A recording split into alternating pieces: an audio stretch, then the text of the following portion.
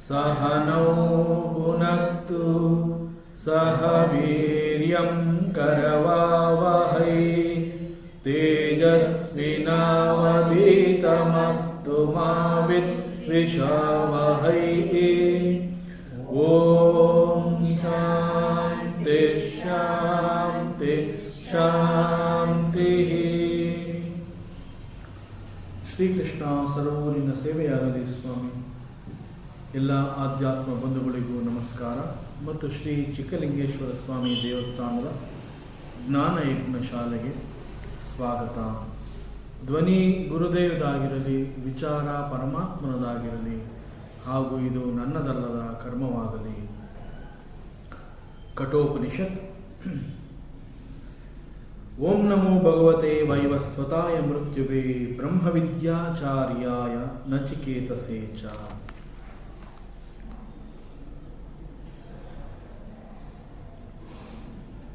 ಯಮಧರ್ಮರಾಜ ನಚಿಕೇತನನ್ನು ಅನೇಕ ರೀತಿಯಲ್ಲಿ ಪ್ರಶ್ನೆ ಮಾಡಿದ ನಂತರ he found Nachiketa he is ready to receive the ಆತ್ಮಜ್ಞಾನ. ಒಬ್ಬ ಶಿಷ್ಯ ಅಂತಂದಾಗ ಅವನಲ್ಲಿ ಯಾವೆಲ್ಲ ಯೋಗ್ಯತೆಗಳಿರಬೇಕೋ ಆ ಎಲ್ಲ ಯೋಗ್ಯತೆಗಳನ್ನು ಗಳಿಸಿ ಆಗಿದೆ.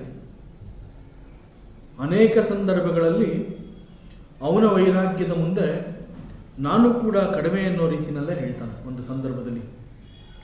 ಯಾಕೆ ಅಂತಂದರೆ, ಸಾಕಷ್ಟು ಪುಣ್ಯಗಳನ್ನು ಮಾಡಿ ಈ ಒಂದು ಪದವಿಗೆ ನಾನು ಬಂದೆ, ಆದರೆ ಅಂತಹ ಯಾವ ಪದವಿಗಳ ಬಗ್ಗೆ ಕೂಡ ನಿನಗೆ ಆಸಕ್ತಿ ಇಲ್ವಲ್ಲ ಅಂತ ಹೇಳಿ ನಚಿಕೇತನನ್ನು ಬಹಳ ಪ್ರಶಂಸೆ ಮಾಡ್ತಾನೆ. ಯಮರಾಜ ಅನ್ನುವಂತಹದ್ದು ಒಂದು ದೇವತೆಯ ಸ್ಥಾನ. ಸೊ ದೇವತೆ ಅಂತಂದರೆ ನಮ್ಮ ವೇದಾಂತದಲ್ಲಿ ಇಟ್ಸ್ ಎ ಹೈಯರ್ ಬೀಯಿಂಗ್. ದೇವರು ಪರಮಾತ್ಮ ಅಂತಂದರೆ ಹಿ ಈಸ್ ಒನ್, ಅವನು ಒಬ್ಬನೇ. ಅವನನ್ನು ಹೊರತುಪಡಿಸಿದರೆ ನಾವು ಬೇರೆ ಏನೆಲ್ಲ ದೇವತೆಗಳು ಅಂತ ಹೇಳಿ ಪೂಜೆ ಮಾಡ್ತೀವಿ, ನಮಸ್ಕಾರ ಮಾಡ್ತೀವಿ, ಆರಾಧನೆ ಮಾಡ್ತೀವಿ.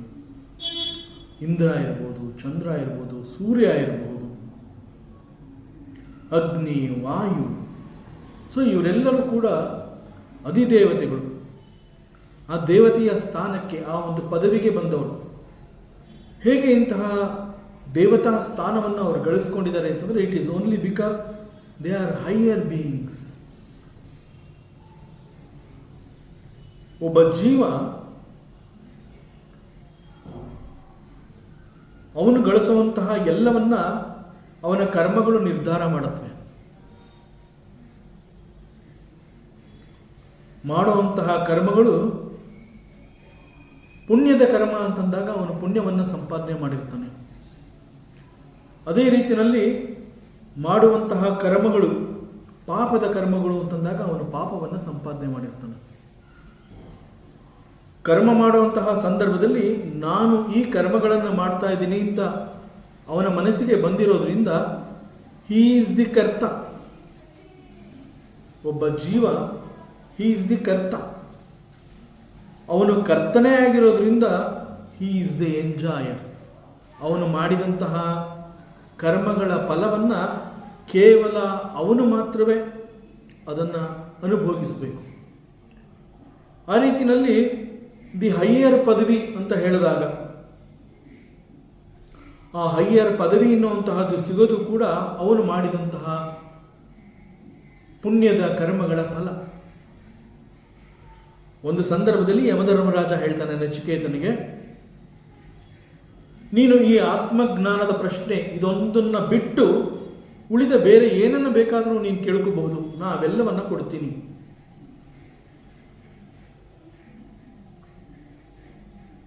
ಯಮಧರ್ಮರಾಜನಿಗೆ ಆ ಒಂದು ಶಕ್ತಿ ಇರುತ್ತೆ. He can grant anything. ಅದು ಕೂಡ ಅವನು ಸಂಪಾದನೆ ಮಾಡಿದಂತಹ ಪುಣ್ಯದಿಂದ ಅಂತಹ ಒಂದು ಶಕ್ತಿಯನ್ನು ಹೊಂದಿದ್ದಾನೆ. ಅವನು ಹೇಳ್ತಾನೆ, ದೀರ್ಘವಾದ ಆಯಸ್ಸನ್ನು ಕೊಡ್ತೀನಿ ಅಂತ ನಚಿಕೇತನಿಗೆ ಹೇಳ್ತಾನೆ. ಆಗ ನಚಿಕೇತ ಹೇಳ್ತಾನೆ, ದೀರ್ಘವಾದ ಆಯಸ್ಸು ಅಂತಂದರೆ ಎಲ್ಲಿಯವರೆಗೆ ನೀನು ಆಯಸ್ಸನ್ನು ಕೊಡ್ತೀಯ? ಎಲ್ಲಿಯವರೆಗೆ ನೀನು ಆ ಒಂದು ಯಮಧರ್ಮರಾಜ ಅನ್ನುವ ಆ ಯಮ ಪದವಿಯಲ್ಲಿ ನೀನು ಇರ್ತೀಯ, ಅಲ್ಲಿಯವರೆಗೆ ನಾನು ಬದುಕಿರಬಹುದು. It is because of your ಕಾರುಣ್ಯ. ಒನ್ಸ್ ಅಗೇನ್ ನಿನಗೂ ಕೂಡ ಈ ಪದವಿಯಿಂದ ಜಾರಬೇಕಾಗತ್ತೆ. ನಿನ್ನದು ಕೂಡ ಆಯಸ್ಸು ಅನ್ನುವಂತಹದ್ದು ಮುಗಿಯತ್ತೆ. ನಿನ್ನ ಆಯಸ್ಸೇ ಶಾಶ್ವತ ಅಲ್ಲ ಅಂತಂದ ಮೇಲೆ ನೀನು ನನಗೆ ಹೇಗೆ ದೀರ್ಘವಾದ ಆಯಸ್ಸನ್ನು ಕೊಡಕ್ಕೆ ಸಾಧ್ಯ? ಆದ್ದರಿಂದ ನನಗಿದು ಬೇಡ ಅಂತ ಹೇಳ್ತಾನೆ.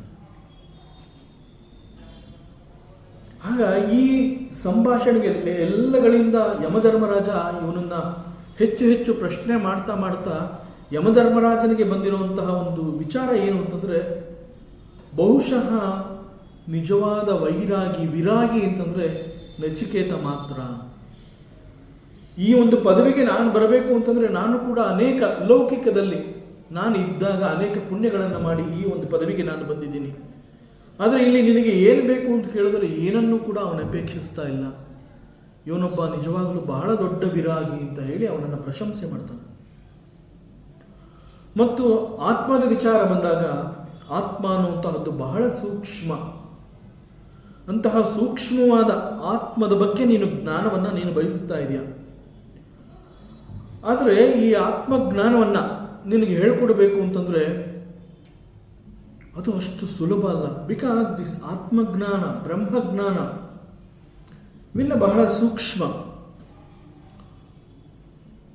ಇಷ್ಟೊಂದು ಸೂಕ್ಷ್ಮವಾಗಿರುವಂತಹ ಜ್ಞಾನವನ್ನು ನಿನಗೆ ಹೇಳ್ಕೊಡ್ಬೇಕು ಅಂತಂದರೆ ಆ ಒಂದು ಬ್ರಹ್ಮಜ್ಞಾನ ಅನ್ನುವಂತಹದ್ದು ಏನು ಅನ್ನೋದನ್ನು ನಾನು ನಿನಗೆ ತೋರಿಸೋದಕ್ಕೂ ಕೂಡ ಸಾಧ್ಯ ಇಲ್ಲ. ಹೋಗ್ಲಿ, ಲೆಟ್ ಮೀ ಎಕ್ಸ್ಪ್ಲೈನ್.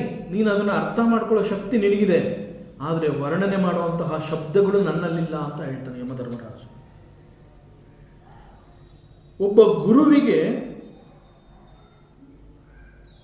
ಈ ಒಂದು ಆತ್ಮಜ್ಞಾನ ಅಥವಾ ಸಾಕ್ಷಾತ್ಕಾರ ಅನ್ನುವಂತಹದ್ದು ರಿಯಲೈಸ್ ಆಗಿರುತ್ತೆ. It is not that he gained. ಆತ್ಮಜ್ಞಾನ ಅಂತ ಹೇಳಿದಾಗ ನಾವು ಸಾಮಾನ್ಯವಾಗಿ ಮಾತನಾಡಬೇಕಾದ್ರೆ ಸಾಧನೆಯನ್ನು ಮಾಡಿದಾಗ ಇಂಥದ್ದನ್ನೆಲ್ಲ ನೀನು ಗಳಿಸಬಹುದು ಅಂತ ಹೇಳುವಂತಹ ಸಂದರ್ಭದಲ್ಲಿ ಆತ್ಮಜ್ಞಾನ ಅನ್ನುವಂತಹದ್ದು ಕೂಡ ಒಂದು ರೀತಿಯ ಸಂಪಾದನೆ ಅನ್ನುವ ಬಹಳ ಸುಲಭವಾಗಿ ಮಾತನಾಡಿರ್ತೀವಿ. ಆತ್ಮಜ್ಞಾನ ಕೆನಾಟ್ ಬಿ, ಅದನ್ನು ಆ ರೀತಿಯಲ್ಲಿ it cannot be attained, it is to be realized. ಸಂಪಾದನೆ ಅಂತ ಹೇಳಿದಾಗ ನನ್ನಲ್ಲಿ ಇಲ್ಲದೆ ಇರುವಂತಹದ್ದನ್ನು ನಾನು ಸಂಪಾದನೆ ಮಾಡ್ಕೋಬಹುದು. ಆತ್ಮಜ್ಞಾನ ಅನ್ನುವಂತಹದ್ದನ್ನು ಯಾಕೆ ಸಂಪಾದನೆ ಮಾಡೋಕ್ಕಾಗೋದಿಲ್ಲ ಅಂತಂದ್ರೆ, ಯು ಆರ್ ದಟ್ ತತ್ವಮಸಿ, ಯು ಆರ್ ದಟ್ ಅಯಮಾತ್ಮ ಬ್ರಹ್ಮ, ಪ್ರಜ್ಞಾನಂ ಬ್ರಹ್ಮ, ಅಹಂ ಬ್ರಹ್ಮಾಸ್ಮಿ. ಬಹಳ ಸ್ಪಷ್ಟವಾಗಿ ವೇದಾಂತ ಇವನ್ನೆಲ್ಲ ಮಹಾವಾಕ್ಯಗಳು ಅಂತ ಹೇಳಿ ಉಪನಿಷತ್ ಮುಖಾಂತರ ಕೊಟ್ಟಿರುವಂತಹದ್ದು. ಅಂಥದ್ರಲ್ಲಿ ಈ ಆತ್ಮಜ್ಞಾನವನ್ನು ನಾನು ವರ್ಣನೆ ಮಾಡಬೇಕು ಅಂತಂದರೆ ನನ್ನಲ್ಲಿ ಪದಗಳಿಲ್ಲ. ಒಬ್ಬ ಗುರು, ಒಬ್ಬ ಆಚಾರ್ಯ, a realised soul has realised this. ಅವನು ಅದನ್ನು ರಿಯಲೈಸ್ ಮಾಡ್ಕೊಂಡಿದ್ದಾನೆ ಅಂತಂದರೆ he alone can understand that. ಒಬ್ಬ ಗುರು ಅದನ್ನು ಸಾಕ್ಷಾತ್ಕಾರ ಮಾಡ್ಕೊಂಡಿದ್ದಾನೆ ಅಂತಂದರೆ ಓನ್ಲಿ ಗುರು ನೋಸ್ ದಟ್. ಗುರು ಯಾಕೆ ಅದನ್ನು ಮತ್ತೊಬ್ಬನಿಗೆ ಕೊಡೋಕ್ಕಾಗೋದಿಲ್ಲ ಅಂತಂದರೆ ಗುರು ನೋಸ್ ಮತ್ತೊಬ್ಬ ಅನ್ನುವಂತಹವನೇ ಇಲ್ಲ, ಇನ್ನು ಯಾರು ಕೊಡಲಿ. You are not different from me. ನನಗಾದ ಅನುಭವವನ್ನು ನಾನು ನಿನಗೆ ಕೊಡಬೇಕು ಅಂತಂದರೆ ನಾನು ಬೇರೆ ನೀನು ಬೇರೆ, but we are not different. ಆತ್ಮ ಈಸ್ ಒನ್. ಅದರಿಂದ ಅಂತಹ ವರ್ಣನೆ ಮಾಡೋದಕ್ಕೂ ಸಾಧ್ಯವಿಲ್ಲದೆ ಇರುವಂತಹ ಈ ಆತ್ಮಜ್ಞಾನವನ್ನು ನೀನು ಕೇಳ್ತಾ ಇದೀಯಾ? ಆದರೆ ಇಂತಹ ಜ್ಞಾನ ಒಬ್ಬ ಶ್ರೋತ್ರಿಯನಿಗೆ ತಿಳಿದಿರುತ್ತೆ.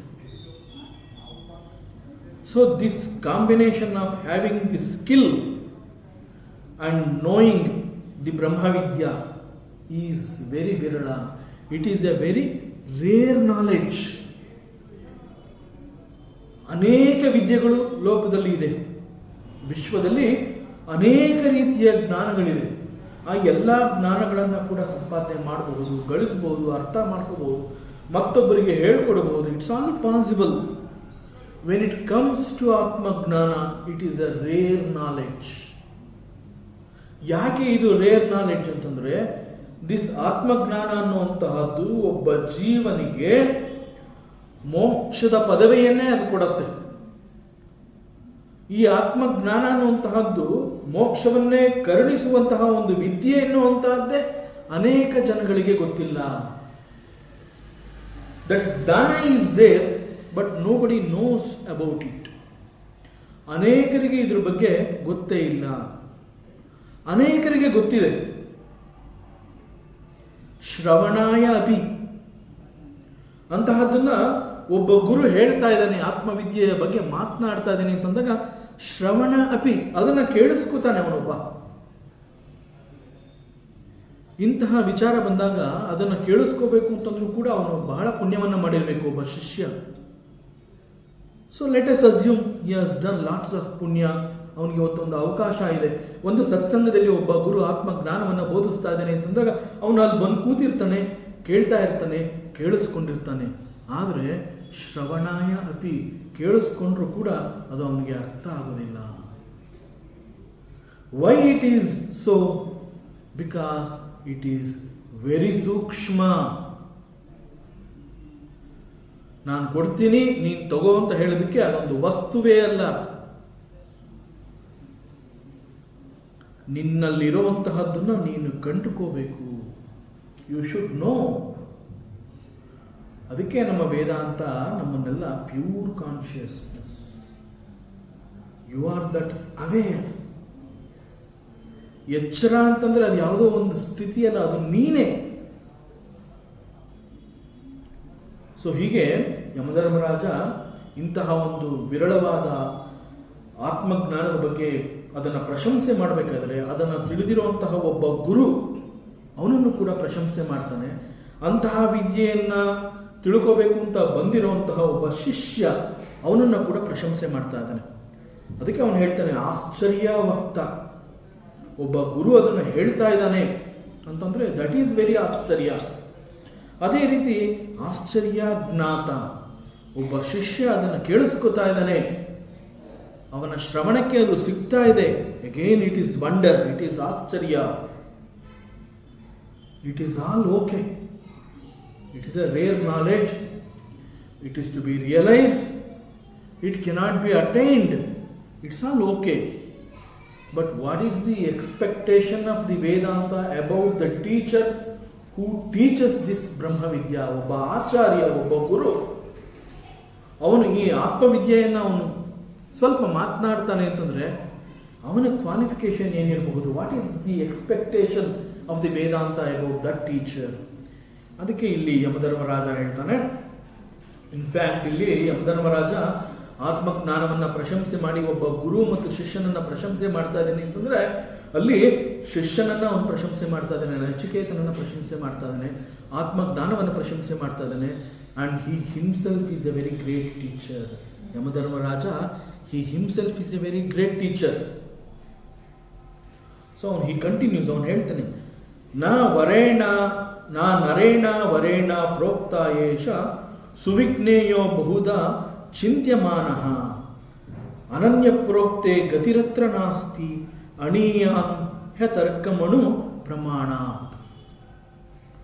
ಈ ಆತ್ಮಜ್ಞಾನವನ್ನು ಬಹಳಷ್ಟು ಪ್ರಶಂಸೆ ಮಾಡಿ ಈ ಒಂದು ವಿದ್ಯೆಯ ಅದನ್ನು ವೈಭವೀಕರಿಸ್ತಾ ಇದ್ದಾನೆ. ಏಷಃ this knowledge, the self knowledge, a very rare knowledge. ಯದಾ ಆವರೇಣ ನರೇಣ ಪ್ರೋಕ್ತ ಅಂತಂದ್ರೆ ಇಲ್ಲಿ ಈ ಒಂದು ಆತ್ಮಜ್ಞಾನದ ವಿಚಾರವನ್ನ ಇನ್ಫೀರಿಯರ್ ಪರ್ಸನ್ ಅಂತಂದಾಗ ಅದನ್ನ it relates to the mind. ಯಾಕೆ ಅದನ್ನು ಮನಸ್ಸಿಗೆ ಸಂಬಂಧಿಸಪಟ್ಟಿರುವಂತಹ ಪದ ಅಂತ ಹೇಳ್ತಾರೆ ಅಂತಂದರೆ, ಯಾರನ್ನೇ ಆಗಲಿ ಯು ಆರ್ ಎನ್ ಇನ್ಫೀರಿಯರ್ ಅಂತ ನಾವು ಯಾರನ್ನೂ ಅನ್ನೋ ಹಾಗಿಲ್ಲ, ಮತ್ತೊಬ್ಬನನ್ನು ನಾವು ನಿಂತಿಸೋ ಹಾಗಿಲ್ಲ. ಸೊ ಆದರೂ ಕೂಡ ಇಲ್ಲಿ N inferior person when he spoke, ಯಾವಾಗ ಒಬ್ಬ ಹೀನ ಮನಸ್ಸಿನ ಮನುಷ್ಯ ಈ ಆತ್ಮಜ್ಞಾನವನ್ನು ಬೋಧನೆ ಮಾಡುವಂತಹ ಪ್ರಯತ್ನವನ್ನು ಮಾಡ್ತಾನೆ, ಪ್ರೋಕ್ತ ಮಾತನಾಡ್ತಾನೆ, when it is taught by an unqualified teacher, ಆಗ ಅಂತಹವನು ತನ್ನ ಮನಸ್ಸನ್ನು ಪೂರ್ಣ ಪ್ರಮಾಣದಲ್ಲಿ ಶುದ್ಧಗೊಳಿಸಿಕೊಂಡಿರದ ಕಾರಣದಿಂದ ಅವನು ಹೇಳಿದ್ರು ಕೂಡ it will not reach the student. ಯಾಕೆ ಅಂತಂದರೆ ಅವನು ಹೇಳುವಂತಹದ್ದು ಯಾಕೆ ರೀಚ್ ಆಗಲ್ಲ ಅಂತಂದರೆ, ಅವನು ಹೇಳುವಂತಹ ವಿಚಾರಗಳಲ್ಲಿ ಬಹುಧಾ ಚಿಂತ್ಯಮಾನ, ಅನೇಕ ಅನರ್ಥಗಳನ್ನು ಸೇರಿಸಿ ಅವನು ಮಾತನಾಡಿರ್ತಾನೆ. That is why he is called the unqualified. ಗೊತ್ತಿರೋದಿಲ್ಲ, but he says I will teach you ಅಷ್ಟೇ. ಸೊ ಅದರಿಂದ ಅಂತ ಅವನು ಹೇಳಿದಾಗ ಬಹುಧಾ ಚಿಂತ್ಯಮಾನ, it is thought of in various aspects, ಅನೇಕ ಬೇರೆ ಬೇರೆ ದಿಕ್ಕುಗಳನ್ನೇ ಅದು ತೋರಿಸುತ್ತೆ, ಅನೇಕ ಅನರ್ಥಗಳನ್ನು ಸೃಷ್ಟಿ ಮಾಡುತ್ತೆ, ಅನೇಕ ಅನರ್ಥಗಳಿಗೆ ಕಾರಣವಾಗುತ್ತೆ. There is always a possibility that a student will be misunderstood ಅಂತಂದರೆ, ಅವನು ಹೇಳಿದ್ರು ಕೂಡ ಅದು ಸರಿಯಾಗಿ ಶಿಷ್ಯನನ್ನು ತಲುಪದೇ ಇರೋದ್ರಿಂದ ಆ ಶಿಷ್ಯ ಕೂಡ ಅನೇಕ ರೀತಿಯ ಪ್ರಮಾದಗಳಿಗೆ ಒಳಗಾಗ್ತಾನೆ. ಸೊ ಹೀನ ಮನುಷ್ಯನ ಬೋಧನೆಯ ಕಾರಣದಿಂದ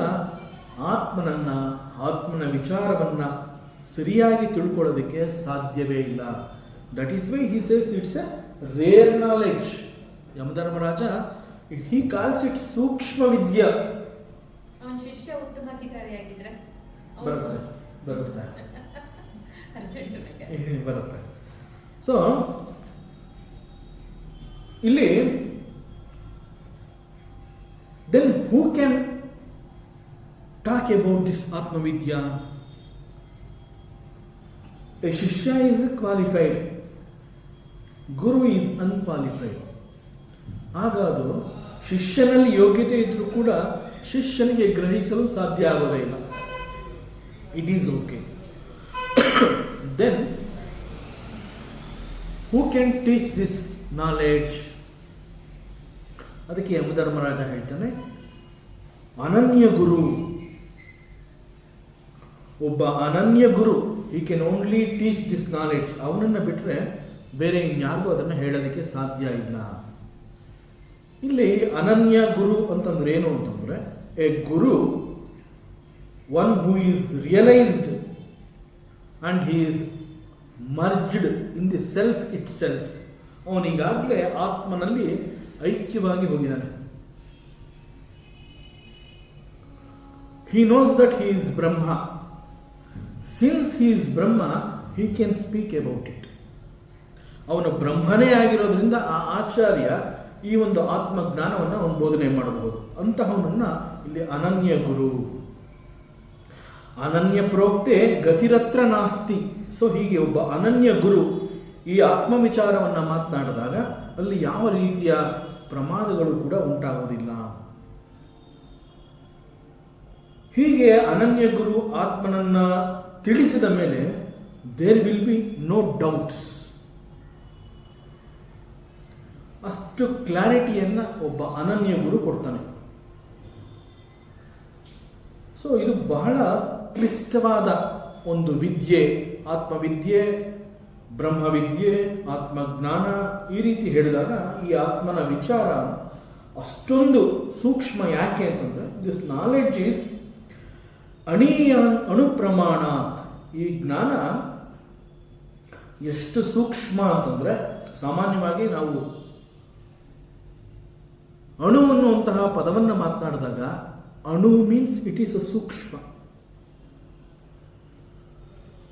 ನಾವು ಶಾಲಾ ಕಾಲೇಜುಗಳಲ್ಲಿ ಇಟ್ ಈಸ್ ಕಾಲ್ಡ್ ಆಟಮ್ಸ್, ಅಣು. ಸೊ ಇದು ಕಣ್ಣಿಗೆ ಕಾಣೋದೇ ಇಲ್ಲ ಅಂತಂದಾಗ ನಮಗೇನು ಮಾಡ್ತಾರೆ, ಶಾಲೆಯಲ್ಲಿ ಅದರ ಬಗ್ಗೆ ನಮಗೆ ವಿವರಣೆಯನ್ನು ಕೊಡುವಾಗ ಲ್ಯಾಬ್ ಅಂತಂದರೆ ಪ್ರಯೋಗಶಾಲೆಗಳಿಗೆ ಕರ್ಕೊಂಡೋಗಿ ಅಲ್ಲಿ ಮೈಕ್ರೋಸ್ಕೋಪ್ ಅಂತಂದರೆ ಬಹಳ ಲೆನ್ಸ್, ಅದು ಇಟ್ಸ್ ಅ ಲೆನ್ಸ್,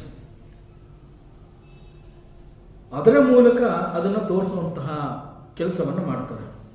ಆದರೆ ಇಲ್ಲಿ ನಮ್ಮ ವೇದಾಂತ ಏನು ಹೇಳ್ತಾ ಇದೆ ಅಂತಂದರೆ, ಸೂಕ್ಷ್ಮವನ್ನು, ಒಂದು ಅಣುವನ್ನು ನೀನು ಒಂದು ಲೆನ್ಸ್ ಮೂಲಕ ನೋಡ್ಬೋದು, ಅದು ಕೂಡ ಸಾಕಷ್ಟು ಪ್ರಯತ್ನ ಪಟ್ಟ ಮೇಲೆ. ಆದರೆ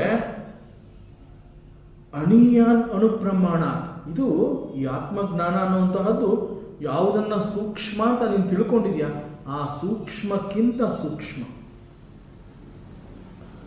so it is subtler than subtlest. ಮತ್ತು ಯಮಧರ್ಮರಾಜ ಹೇಳ್ತಾನೆ ಅಕಾರ್ಡಿಂಗ್ ಟು ಯಮಧರ್ಮರಾಜ, ಬಿಕಾಸ್ ಈ ಎಲ್ಲ ಸ್ಟೇಟ್ಮೆಂಟು, ಈ ಮಂತ್ರಗಳೆಲ್ಲ ಅವನೇ ಹೇಳ್ತಾ ಇರೋದ್ರಿಂದ ಇಲ್ಲಿ according to Yamaraja he says this ಆತ್ಮಜ್ಞಾನ ಈಸ್ ಅತರ್ಕ್ಯಂ. ನೀನು ತರ್ಕವನ್ನು ಮಾಡುವ ಮೂಲಕ ಏನಾದರೂ ಇದನ್ನು ಪ್ರೂವ್ ಮಾಡ್ತೀನಿ, ಇದನ್ನು ತಿಳ್ಕೊತೀನಿ ಅಂತ ನೀನು ಪ್ರಯತ್ನ ಮಾಡಿದ್ರೆ it is also not possible. It is ಅತರ್ಕ್ಯಂ. ನೋ ಲಾಜಿಕಲ್ ಅನಾಲಿಸಿಸ್, ಯಾವುದೇ ರೀತಿಯ ಲಾಜಿಕಲ್ ತರ್ಕದ ಮೂಲಕವಾಗಿ ಇದನ್ನು ತಿಳ್ಕೊಳ್ಳೋದಕ್ಕೆ ಸಾಧ್ಯ ಇಲ್ಲ.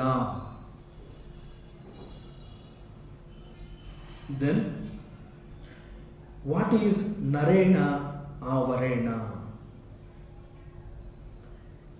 ಹೀನ ಮನಸ್ಸಿನ ವ್ಯಕ್ತಿಯ ಬೋಧನೆಯಿಂದ it creates lot of doubts in the minds of the students, so he should not teach.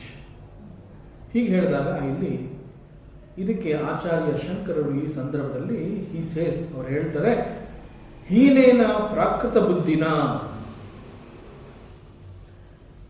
ಇಲ್ಲಿ ಆಚಾರ್ಯ ಶಂಕರರು ಎಷ್ಟು ಸ್ಪಷ್ಟವಾಗಿ ವಿಚಾರವನ್ನು ತಿಳಿಸ್ತಾರೆ ಅಂತಂದರೆ ತುಂಬ ಚೆನ್ನಾಗಿ ಸಬ್ಮಿಟ್ ಮಾಡ್ತಾರೆ. ಹಿ ಸೇಸ್, ಇಲ್ಲಿ ಹೀನ ಅಂತ ಕರೆದಿರುವಂತಹದ್ದು ಜಾತಿಯನ್ನು ಕುರಿತು ಹೇಳ್ತಾ ಇಲ್ಲ ಅಂತ ಹೇಳ್ತಾರೆ ಅವರು ಆಚಾರ್ಯ ಶಂಕರರು. ಹೀನ ಅಂತ ಹೇಳಿದಾಗ ಇಟ್ ಈಸ್ ನಾಟ್ ಎ ಜಾತಿ ಸೂಚಕ ಪದ, ಅದು ಜಾತಿ ಸೂಚಕ ಪದನೇ ಅಲ್ಲ. ಯಾಕೆ ಅಂತಂದರೆ when it comes to spirituality, Vedanta ಅಂತ ಹೇಳಿದಾಗ, ಆಧ್ಯಾತ್ಮ ಅಂತ ಹೇಳಿದಾಗ ಅಲ್ಲಿ there is no scope for gender ಅಂತಂದರೆ ಗಂಡು ಮತ್ತು ಹೆಣ್ಣು ಅನ್ನುವಂತಹದ್ದೇ ಲಿಂಗ ತಾರತಮ್ಯವೇ ಅಲ್ಲಿಲ್ಲ. ಎಷ್ಟು ಸ್ಪಷ್ಟವಾದ ಹೇಳಿಕೆ ಇದು. ವೇದಾಂತದಲ್ಲಿ there is no scope for gender, ಅಲ್ಲಿ ಗಂಡು ಹೆಣ್ಣು ಅಂತಹ ಒಂದು ಲಿಂಗದ ತಾರತಮ್ಯವೇ ಇಲ್ಲ ಅಂತಂದಾಗ, ಬಿಕಾಸ್ ಆಫ್ ಗಂಡು ಹೆಣ್ಣು ದೇನ್ ಇಟ್ ಕಮ್ಸ್ ಜಾತಿ. ಆದರೆ ಗಂಡು ಹೆಣ್ಣು ಅನ್ನುವಂತಹದ್ದಕ್ಕೆ ಇಲ್ಲಿ ಒಂದು ಪ್ರಾಮುಖ್ಯತೆ ಇಲ್ಲ ಅಂತ ಅಂದಮೇಲೆ ವೇರ್ ಈಸ್ ಜಾತಿ. ಆದ್ದರಿಂದ ಇಲ್ಲಿ ಹೀನ ಅಂತ ಕರೆದಿರುವಂತಹದ್ದು ಜಾತಿ ಸೂಚಕ ಪದ ಅಲ್ಲ. So Acharya Shankara he clears it. ಹೀನ ಅಂತ ಹೇಳಿದಾಗ ದಿಸ್ ವರ್ಡ್, ದಿಸ್ ಪರ್ಟಿಕ್ಯುಲರ್ ಹೀನ word, it relates to the ಮನಸ್ಸು. ಒಬ್ಬ ಮನುಷ್ಯನ ಮನಸ್ಸನ್ನು ಕುರಿತು ಹೀನ ಅನ್ನುವಂತಹ ಪದವನ್ನು ಅವರು ಪ್ರಯೋಗ ಮಾಡಿದರು. ಅದರಿಂದ with respect of the mind of A person, ಅವನ ಮನಸ್ಸಿನ ಅವಸ್ಥೆಯನ್ನ ಕುರಿತು ಹೇಳಿರುವಂತಹ ಪದ ಇದು. ಸೊ ಇಟ್ ಈಸ್ ಪ್ರಾಕೃತ ಜನ ಅಂತ ಹೇಳಿದಾಗ, ಪ್ರಾಕೃತ ಬುದ್ಧಿ ಅಂತಂದ್ರೆ it is uncultured. He is an uncultured person. ಈಗೇನು ಅನ್ಕಲ್ಚರ್ಡ್ ಅಂತಂದ್ರೆ ಅದು ಕೂಡ ಒಬ್ಬ ಮನುಷ್ಯನನ್ನ ನಿಂದನೆ ಮಾಡ್ತಾ ಇಲ್ಲ. Because this culture and uncultured ಅಂತ ಹೇಳಿದಾಗ it is our own responsibility. ಇದು ನಮ್ಮೆಲ್ಲರ ಜವಾಬ್ದಾರಿ. ನಾವು ಮಾತನಾಡ್ತೀವಿ ಇದು ನನ್ನ ಮನಸ್ಸು, ನನ್ನ ಬುದ್ಧಿ ಅಂತ ನಾವು ವಿ ಕ್ಲೇಮ್. ನಮಗೆ ನಮ್ಮ ಮನಸ್ಸು ನಮ್ಮ ಬುದ್ಧಿ ಅಂತ ಹೇಳ್ಕೊಳ್ಳುವಂತಹ ಒಂದು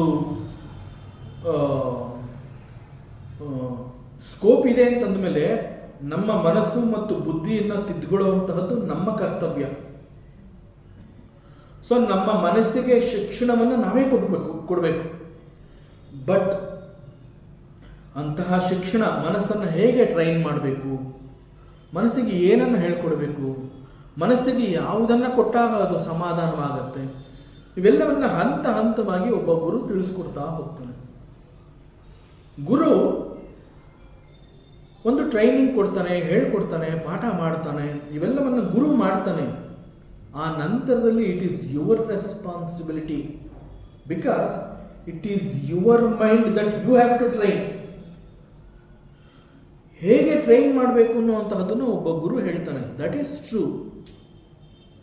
but how to train your mind, ನಿನ್ನ ಮನಸ್ಸು ಬುದ್ಧಿಗೆ ಹೇಗೆ ಶಿಕ್ಷಣವನ್ನು ನೀನು ಕೊಡಬೇಕು. ಸೊ ನೀನೇ ನಿನ್ನ ಮನಸ್ಸು ಬುದ್ಧಿಗೆ ಶಿಕ್ಷಣವನ್ನು ಕೊಡದೇ ಇದ್ದಾಗ, when somebody calls you as uncultured, you are responsible for that. So ಇಲ್ಲಿ ಆ ಹೀನ ಅಂತ ಹೇಳ್ತಾ ಇರುವಂತಹದ್ದು ಮನಸ್ಸಿಗೆ ಸಂಬಂಧಪಟ್ಟಿರುವಂತಹದ್ದು. ಸೊ ಹೀನ ಬುದ್ಧಿ ಅಂತಂದ್ರೆ ಪ್ರಾಕೃತ ಬುದ್ಧಿ ಅಂತ ಹೇಳ್ತಾರೆ ಆಚಾರ್ಯರು. So these uncultured person, he is an unrefined person, he is an unqualified teacher. ಅಂತಹವನನ್ನು ಹೀನ ಬುದ್ಧಿಯ ಮನುಷ್ಯ ಮತ್ತು ಪ್ರಾಕೃತ ಬುದ್ಧಿ ಅಂತ ಇಲ್ಲಿ ಹೇಳ್ತಾರೆ. So these people are called ನರೇಣ ಆವರೇಣ. ಆವರಣ ಅಂತಂದ್ರೆ ಇಟ್ ಈಸ್ ಕವರ್ಡ್. ನರೇಣ ಆವರಣ ಅಂತಂದ್ರೆ ಇಂತಹ ಒಂದು ಅನ್ಕಲ್ಚರ್ಡ್, ಇಂತಹ ಶಿಕ್ಷಣವಿಲ್ಲದಂತಹ ಮನಸ್ಸು ಅವನನ್ನು ಆವರಿಸಿರುತ್ತೆ. ಆವರಣ ಅವನನ್ನು ಆವರಿಸಿರುತ್ತೆ. ಅಂತಹವನು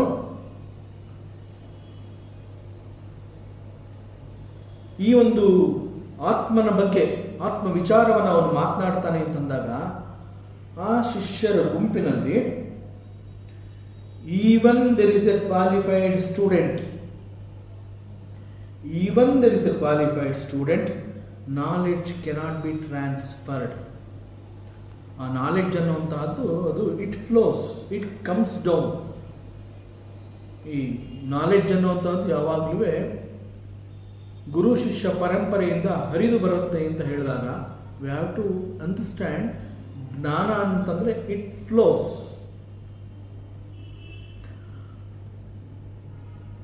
ಜ್ಞಾನ ಅನ್ನುವಂತಹದ್ದು ಇಟ್ ಫ್ಲೋಸ್ ಅಂತಂದಾಗ ತಡೆರಹಿತವಾಗಿ ಬರ್ತಾ ಇರುವಂತಹ ಆ ಜ್ಞಾನವನ್ನ ಶಿಷ್ಯ ಹಿಡಿದಿಟ್ಕೋಬೇಕು. ಸೊ ಹಿಡಿದಿಟ್ಕೊಳ್ಳುವಂತಹ ಶಿಷ್ಯ, ದೋ ಹಿ ಈಸ್ ಎ ಕ್ವಾಲಿಫೈಡ್ ಸ್ಟೂಡೆಂಟ್, ಅವನಿಗೂ ಕೂಡ ಅದು ಸಿಗೋದಿಲ್ಲ. ಯಾಕೆ ಸಿಗೋದಿಲ್ಲ ಅಂತಂದ್ರೆ ಅಲ್ಲಿ ಬೋಧನೆ ಮಾಡ್ತಾ ಇರೋಂತಹ ಅವನು ಈಸ್ ಎ ಪ್ರಾಕೃತ ಬುದ್ಧಿ, ಹೀನ ಮನಸ್ಸಿನ ಮನುಷ್ಯ. ಆದರೆ ಅದೇ ಒಬ್ಬ qualified teacher who has established himself in the ಆತ್ಮನಿಷ್ಠ ಅಂತ ಕರೀತಾರೆ, ಶ್ರೋತ್ರಿಯ ಅಂತ ಹೇಳ್ತಾರೆ, ಬ್ರಹ್ಮನಿಷ್ಠ ಅಂತ ಕರೀತಾರೆ. he is a qualified teacher. ಅಂತಹ ಶ್ರೋತ್ರಿಯ ಅವನು ಈ ಒಂದು ಶಿಕ್ಷಣವನ್ನ, ಪಾಠವನ್ನ ಶಿಷ್ಯರಿಗೆ ಕೊಡ್ತಾ ಇದ್ದಾನೆ ಅಂತಂದ್ರೆ knowledge flows very easily from that guru to shishya, because he is qualified. ಅವನು ಉತ್ತಮವಾದ ಟೀಚರ್ ಆಗಿರೋದ್ರಿಂದ knowledge it flows from guru to shishya. ಅನನ್ಯ ಪ್ರೋಕ್ತೆ ಗತಿರತ್ರ ನಾಸ್ತಿ. ಸೊ ಗುರು ಕೊಡುವಂತಹ ಜ್ಞಾನದಲ್ಲಿ ಶಿಷ್ಯನಿಗೆ ಯಾವ ರೀತಿಯ ಸಂಶಯಗಳು ಕೂಡ ಇರೋದಿಲ್ಲ. ಅಂಡ್ ಎಸ್ಪೆಷಲಿ ಈ ಒಂದು ಮಂತ್ರದಲ್ಲಿ ಯಮಧರ್ಮರಾಜ ಹೈಲೈಟ್ ಮಾಡಿರುವಂತಹದ್ದೇ qualification of a teacher. So ಅದರಿಂದ ಇಲ್ಲಿ ಮುಖ್ಯವಾಗಿ ಕಂಡು ಬಂದಿರುವಂತಹ ಒಂದು ಪ್ರಶ್ನೆ ಏನು ಅಂತಂದ್ರೆ, ನರೇಣ ವರೇಣ ಪ್ರೋಕ್ತ, ಒಬ್ಬ unqualified teacher, he is A ಹೀನ ಮನಸ್ಸಿನ ಬುದ್ಧಿ, ಅಂತಹವನು ಜ್ಞಾನವನ್ನ ಉಪದೇಶಿಸುವ ಅಂತಹ ಒಂದು ಪ್ರಯತ್ನವನ್ನು ಮಾಡಿದಾಗ ಅಲ್ಲಿ ಅನೇಕ ಸಂಶಯಗಳು ಬರುತ್ತೆ. ಬಹುಧಾ ಚಿಂತ್ಯಮಾನ. So we have to understand the motive behind that teacher. ಸಾಮಾನ್ಯವಾಗಿ if the motive is not proper, motive ಅಂತಂದ್ರೆ ಉದ್ದೇಶ, ಇಂತಹ ಸೂಕ್ಷ್ಮವಾದ ವಿಚಾರವನ್ನ ಒಬ್ಬ ಗುರು ಯಾವ ಒಂದು ಉದ್ದೇಶವನ್ನು ಇಟ್ಕೊಂಡು ಈ ಒಂದು ವಿಚಾರಧಾರೆಯನ್ನು ಅವನು ಮಂಡಿಸ್ತಾ ಇದ್ದಾನೆ ಅದರ ಮೇಲೆ ಇದು ಡಿಪೆಂಡ್ ಆಗುತ್ತೆ. Because there are people who can speak very fluently, ಅಡೆತಡೆ ಇಲ್ಲದೆ ಬಹಳ ಸುದೀರ್ಘವಾಗಿ ಬಹಳ ಸಮಯದವರೆಗೆ ನಿರರ್ಗಳವಾಗಿ ಮಾತನಾಡುವಂತಹ ಆ ಒಂದು ವಾಗ್ಮೀಯ ಶಕ್ತಿಯನ್ನು ಹೊಂದಿದ್ರು ಕೂಡ, if the intention behind that teacher is improper, ಅಲ್ಲಿ ಉದ್ದೇಶ ಅನ್ನುವಂತಹದ್ದು ಸರಿ ಇಲ್ಲ ಅಂತಂದಾಗ that knowledge it cannot flow, it cannot reach the student. ಇಲ್ಲಿ ಇಂಪ್ರಾಪರ್ ಮೋಟಿವ್ ಅನ್ನುವಂತಹದ್ದು ಹೇಗೆ ಬರೋದಕ್ಕೆ ಸಾಧ್ಯ? ಬಿಕಾಸ್ ಒಬ್ಬ ಉತ್ತಮವಾದ ವಾಗ್ಮಿ, ನಾನು ನಿರರ್ಗಳವಾಗಿ ಗಂಟೆಗಟ್ಟಲೆ ನಾನು ಮಾತನಾಡ್ತೀನಿ, ಒಂದು ವಿಚಾರವನ್ನು ತಿಳಿಸ್ತೀನಿ ಅಂತ ಹೇಳಿದಾಗ, ಹೀಗೆ ಮಾಡೋದ್ರಿಂದ ನನಗೆ ಹೆಚ್ಚು ಹಣ ಸಿಗತ್ತೆ, ಸೊ ಹಣದ ಉದ್ದೇಶ ಇರಬಹುದು, ಅಥವಾ ನಾನು ಹೀಗೆ ನಿರರ್ಗಳವಾಗಿ ಮಾತನಾಡ್ತಾ ಇರುವಂತಹದ್ದು ಒಬ್ಬರಿಂದ ಒಬ್ಬರಿಗೆ ಹರಡಿ ನಾನು ಫೇಮಸ್ ಆಗಬಹುದು, ಸೊ ನೇಮ್ ಅಂಡ್ ಫೇಮ್ ಅಂತಹ ಒಂದು ಉದ್ದೇಶ ಇದ್ರೂ ಕೂಡ, ಅಥವಾ ಪಾಂಡಿತ್ಯ ಪ್ರದರ್ಶನದಂತಹ ಒಂದು ಉದ್ದೇಶ ಅಲ್ಲಿದ್ರೂ ಕೂಡ, ಈ ರೀತಿ teachings can be done in various intentions. So when intention is impure, naturally ಆ ಟೀಚಿಂಗ್ ಈಸ್ ಆಲ್ಸೋ ಇಂಪ್ಯೂರ್, ಅದು ಕೂಡ ಪ್ಯೂರ್ ನಾಲೆಡ್ಜ್ ಆಗೋದಕ್ಕೆ ಸಾಧ್ಯವೇ ಇಲ್ಲ. ಈ ಮಂತ್ರದಲ್ಲಿ ಈ ರೀತಿ ಸಾಕಷ್ಟು ಸೂಕ್ಷ್ಮವಾದ ವಿಚಾರಗಳನ್ನು ತುಂಬಿ ಯಮಧರ್ಮರಾಜ ಮಾತನಾಡ್ತಾ ಇದ್ದಾನೆ. ದಟ್ ಈಸ್, ಅವನು ಏನು ಹೇಳ್ತಾ ಇದ್ದಾನೆ, that we have to unfold now. ಅವನು ಏನು ಹೇಳ್ತಾ ಇದ್ದಾನೆ, ಯಾವುದೆಲ್ಲ ಸೂಕ್ಷ್ಮ ಅಂತ ಅವನು ಕರೀತಾ ಇದ್ದಾನೆ. ಇದು ಕೂಡ ನಮಗೆ ಆಚಾರ್ಯ ಶಂಕರರು 4 ಹಂತದಲ್ಲಿ ಇದನ್ನು ನಮಗೆ ವಿಚಾರವನ್ನು ಮುಟ್ಟಿಸಿದರು. ಇಲ್ಲಾಂದ್ರೆ ಇದು ಅರ್ಥ ಆಗುವಂತಹದ್ದಲ್ಲ. ಇದು ಇಲ್ಲಿ ಅನನ್ಯ ಪ್ರೋಕ್ತೆ ಗತಿರತ್ರ ನಾಸ್ತಿ, ಈ ಸಂದರ್ಭದಲ್ಲಿ ಆಚಾರ್ಯ ಶಂಕರರು ಇದಕ್ಕೆ 4 ಬೇರೆ ಬೇರೆ ರೀತಿಯ ಅರ್ಥಗಳನ್ನು ಕೊಟ್ಟಿದ್ದಾರೆ. ದ ಫಸ್ಟ್ ಮೀನಿಂಗ್, ಮೊದಲನೇ ಅರ್ಥ ಏನು ಹೇಳುತ್ತೆ,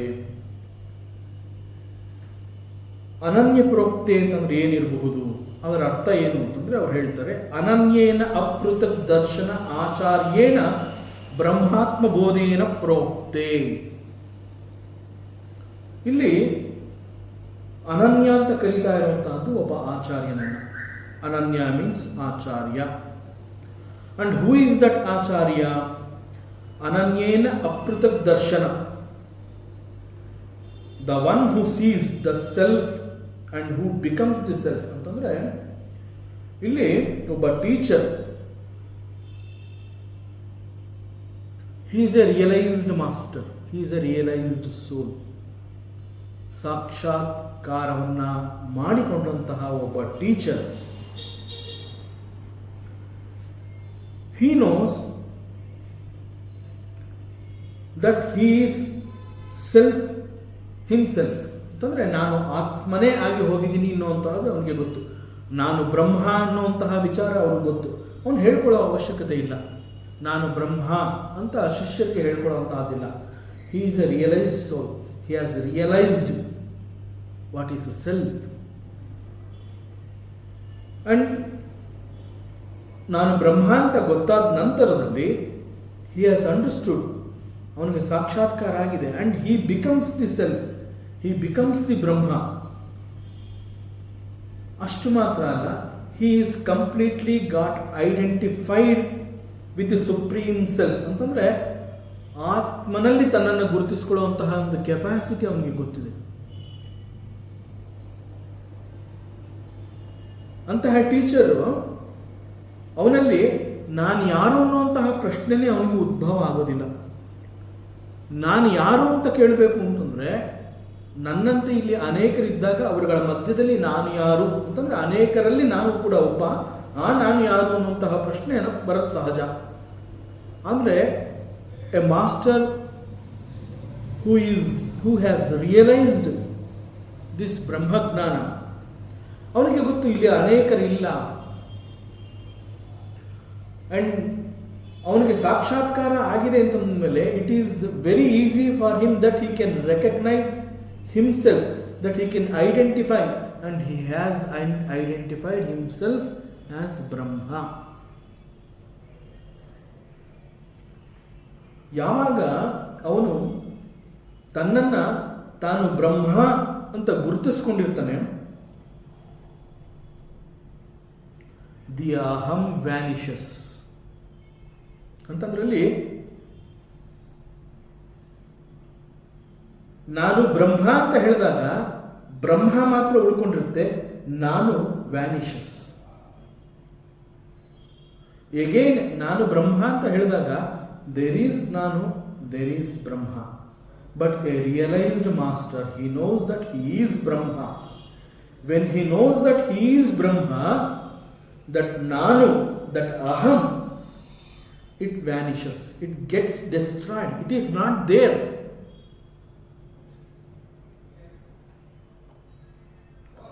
Then, Brahmatma Bodhena. ಅಂತಂದರೆ ಬೋಧೇನ, ಅವನು ಯಾವ ರೀತಿಯಲ್ಲಿ ಪಾಠ ಮಾಡ್ತಾನೆ, ಯಾವ ರೀತಿಯಲ್ಲಿ ಅವನು ವಿಚಾರವನ್ನು ತಿಳಿಸ್ತಾನೆ. ಬ್ರಹ್ಮಾತ್ಮ. He will not say I am a teacher, he will not say I am a pandita, ನನಗೆಲ್ಲ ಉಪನಿಷತ್ಗಳು ಗೊತ್ತು, ನನಗೆ ಈ ಜ್ಞಾನ ಗೊತ್ತು, ಆ ರೀತಿ ಅವನು ಹೇಳ್ಕೊಳ್ಳೋದಿಲ್ಲ. ಅವನು ಈ ಒಂದು ವಿಚಾರವನ್ನು ಶಿಷ್ಯರಿಗೆ ತಿಳಿಸ್ಬೇಕಾದ್ರೆ ಬ್ರಹ್ಮಾತ್ಮ ಭಾವದಲ್ಲಿ ಅವನು ಬೋಧನೆಯನ್ನು ಮಾಡ್ತಾನೆ. Because he is A Brahma.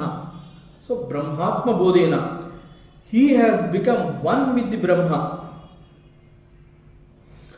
Such Acharya, antaha obba teacher, when he speaks, ಯಾವಾಗ ಇಂತಹ ಒಬ್ಬ ಬ್ರಹ್ಮಾತ್ಮ ಬೋಧೇನ, ಬ್ರಹ್ಮಾತ್ಮ ಭಾವದಿಂದ ಈ ಒಂದು ಆತ್ಮ ವಿಚಾರವನ್ನು ಮತ್ತಷ್ಟು ಜನಗಳಿಗೆ ಅವನು ತಿಳಿಸಿದಾಗ, ದೆನ್ ಗತಿರತ್ರ ನಾಸ್ತಿ.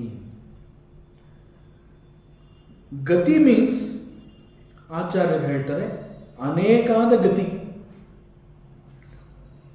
The various ways of misunderstanding ಅಂತಂದರೆ ಈ ಸಂದರ್ಭದಲ್ಲಿ ಈ ಆತ್ಮ ಅನ್ನುವಂತಹದ್ದು ಇದೆಯಾ, ಆತ್ಮ ಇಲ್ವಾ, ಇದು ನಿಜಾನೋ, ಇದು ಸುಳ್ಳೋ, ಇದು ಸತ್ಯವೋ, ಇದು ಅಸತ್ಯವೋ, ಇದು ಶುದ್ಧವೋ, ಇದು ಅಶುದ್ಧವೋ, ಕರ್ತ ಅಕರ್ತ, ಭೋಕ್ತ ಅಭೋಕ್ತ, ಹೀಗೆ ಯಾವ ರೀತಿಯ ದ್ವಂದ್ವಗಳಿಗೂ ಅಲ್ಲಿ ಅವಕಾಶ ಇರೋದಿಲ್ಲ. There are so many confusions. ಆತ್ಮಜ್ಞಾನ ಅಂತ ಬಂದಾಗ there are so many confusions. ಆದರೆ ಬ್ರಹ್ಮಾತ್ಮ ಬೋಧೇನ, ಎ ರಿಯಲೈಸ್ಡ್ ಸೋಲ್,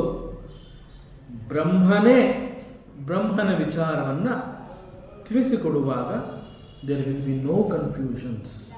ಬಿಕಾಸ್ ಬ್ರಹ್ಮಾತ್ಮ ಭಾವದಿಂದ ಅವನು ವಿಚಾರವನ್ನು ತಿಳಿಸುವಾಗ all this will be vanished. ಯಾವುದೆಲ್ಲ ವ್ಯಾನಿಷ್ ಆಗುತ್ತೆ, ಆ ಏನೆಲ್ಲ ದ್ವಂದ್ವಗಳು ಮನುಷ್ಯನಲ್ಲಿ ಉಂಟಾಗತ್ತೆ, ಇದು ಸತ್ಯವಾ, ಇದು ಅಸತ್ಯವಾ, ಇದು ನಿಜಾನ, ಇದು ಸುಳ್ಳ, ಇದು ಹೀಗ, ಇದು ಹಾಗ, ನಾನಾ ನೀನಾ, no such questions in the minds of the students.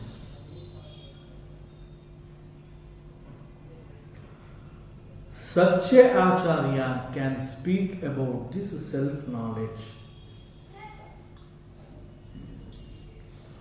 So ಈ ಆತ್ಮವಿದ್ಯೆ ಅನ್ನುವಂತಹ ಒಂದು ಪಾಠ ಪ್ರವಚನ ಇಂತಹ ಒಬ್ಬ ಗುರುವಿನಿಂದ, ಒಬ್ಬ ಆಚಾರ್ಯನಿಂದ ನಡೆದಾಗ, then there is no doubt, ಅಲ್ಲಿ ಸಂಶಯಗಳೇ ಇರೋದಿಲ್ಲ. Student can very well understand. This is the first ಅರ್ಥ ಆಫ್ ಆಚಾರ್ಯ ಶಂಕರ. ಮತ್ತೊಂದು ಅರ್ಥವನ್ನು ಕೂಡ ಹೇಳ್ತಾರೆ. ಅವ್ರು ಹೇಳ್ತಾರೆ, ನೌ ದ ಸೆಕೆಂಡ್ ಮೀನಿಂಗ್, ಅನನ್ಯ ಪ್ರೋಕ್ತೆ ಸ್ವ ಆತ್ಮಭೂತೆ ಅನನ್ಯಸ್ಮಿನ್ ಆತ್ಮನಿ ಪ್ರೋಕ್ತೆ. ಇಲ್ಲಿ ಅನನ್ಯ means the one which is not different. ಅನ್ಯ ಅಂತಂದ್ರೆ ಡಿಫ್ರೆಂಟ್, ಅನ್ಯ ಅಂತಂದ್ರೆ ಬೇರೆಯದು ಅನ್ನುವ ಅರ್ಥವನ್ನು ಕೊಡುತ್ತೆ.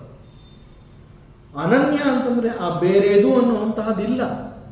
ಅನ್ಯ ಮೀನ್ಸ್ ಬೇರೆಯದು, ಅನನ್ಯ ಅಂತಂದ್ರೆ ದೇರ್ ಈಸ್ ನೋ ಡಿಫ್ರೆಂಟ್. ಯಾವ ರೀತಿಯಲ್ಲಿ ಇದನ್ನು ಅರ್ಥ ಮಾಡ್ಕೋಬೇಕು? ಎ ಟೀಚರ್, ಒಬ್ಬ ಆಚಾರ್ಯ, when he speaks about the self, ಆತ್ಮನ ವಿಚಾರವನ್ನು ಅವನು ಮಾತನಾಡುವಾಗ, he is not different from the listener, that is the student. ಒಬ್ಬ ಗುರು, ಒಬ್ಬ ಆಚಾರ್ಯ, a realised soul, when he is talking about the ಆತ್ಮ ವಿಚಾರ, ನಾನು ಮಾತನಾಡೋನು, ನನ್ನ ಎದುರುಗಡೆ ಕುಳಿತಿರುವಂತಹವನು ಒಬ್ಬ ಶಿಷ್ಯ, ಅವನು ಕೇಳುವಂತಹವನು, ನೋ ಸಚ್ ಟು. ಅನ್ಯ ಮೀನ್ಸ್ ಬೇರೆಯದು, ಅನನ್ಯ ಅಂತಂದ್ರೆ ಆ ಬೇರೆಯದು ಅನ್ನೋದೇ ಇಲ್ಲ. ಸೊ ಇಲ್ಲಿ ಏನಾಗುತ್ತೆ, ಟೀಚರು ಈ ಬ್ರಹ್ಮಾತ್ಮ ಭಾವದಿಂದ ಪಾಠವನ್ನ ಮಾಡುವಾಗ ನನ್ನ ಎದುರುಗಡೆ ಕುಳಿತಿರುವಂತಹವನು ಹಿ ಈಸ್ ಅ ಲಿಸ್ನರ್ ಅನ್ನುವಂತಹದ್ದು ಅವನಿಗೆ ಬರೋದಿಲ್ಲ. ನನಗಿಂತ ನನ್ನ ಮುಂದೆ ಇರುವಂತಹ ಶಿಷ್ಯ, ಹಿ ಈಸ್ ನಾಟ್ ಡಿಫರೆಂಟ್. ಇಲ್ಲಿ ಒಂದು ಆಪರ್ಚುನಿಟಿ, ಆತ್ಮವಿಚಾರ ಫ್ಲೋ ಆಗಿ ಹೋಗಬೇಕು, ದಟ್ಸ್ ಆಲ್. ಆತ್ಮವಿಚಾರ ಈಸ್ ಟು ಬಿ ಶೇರ್ಡ್.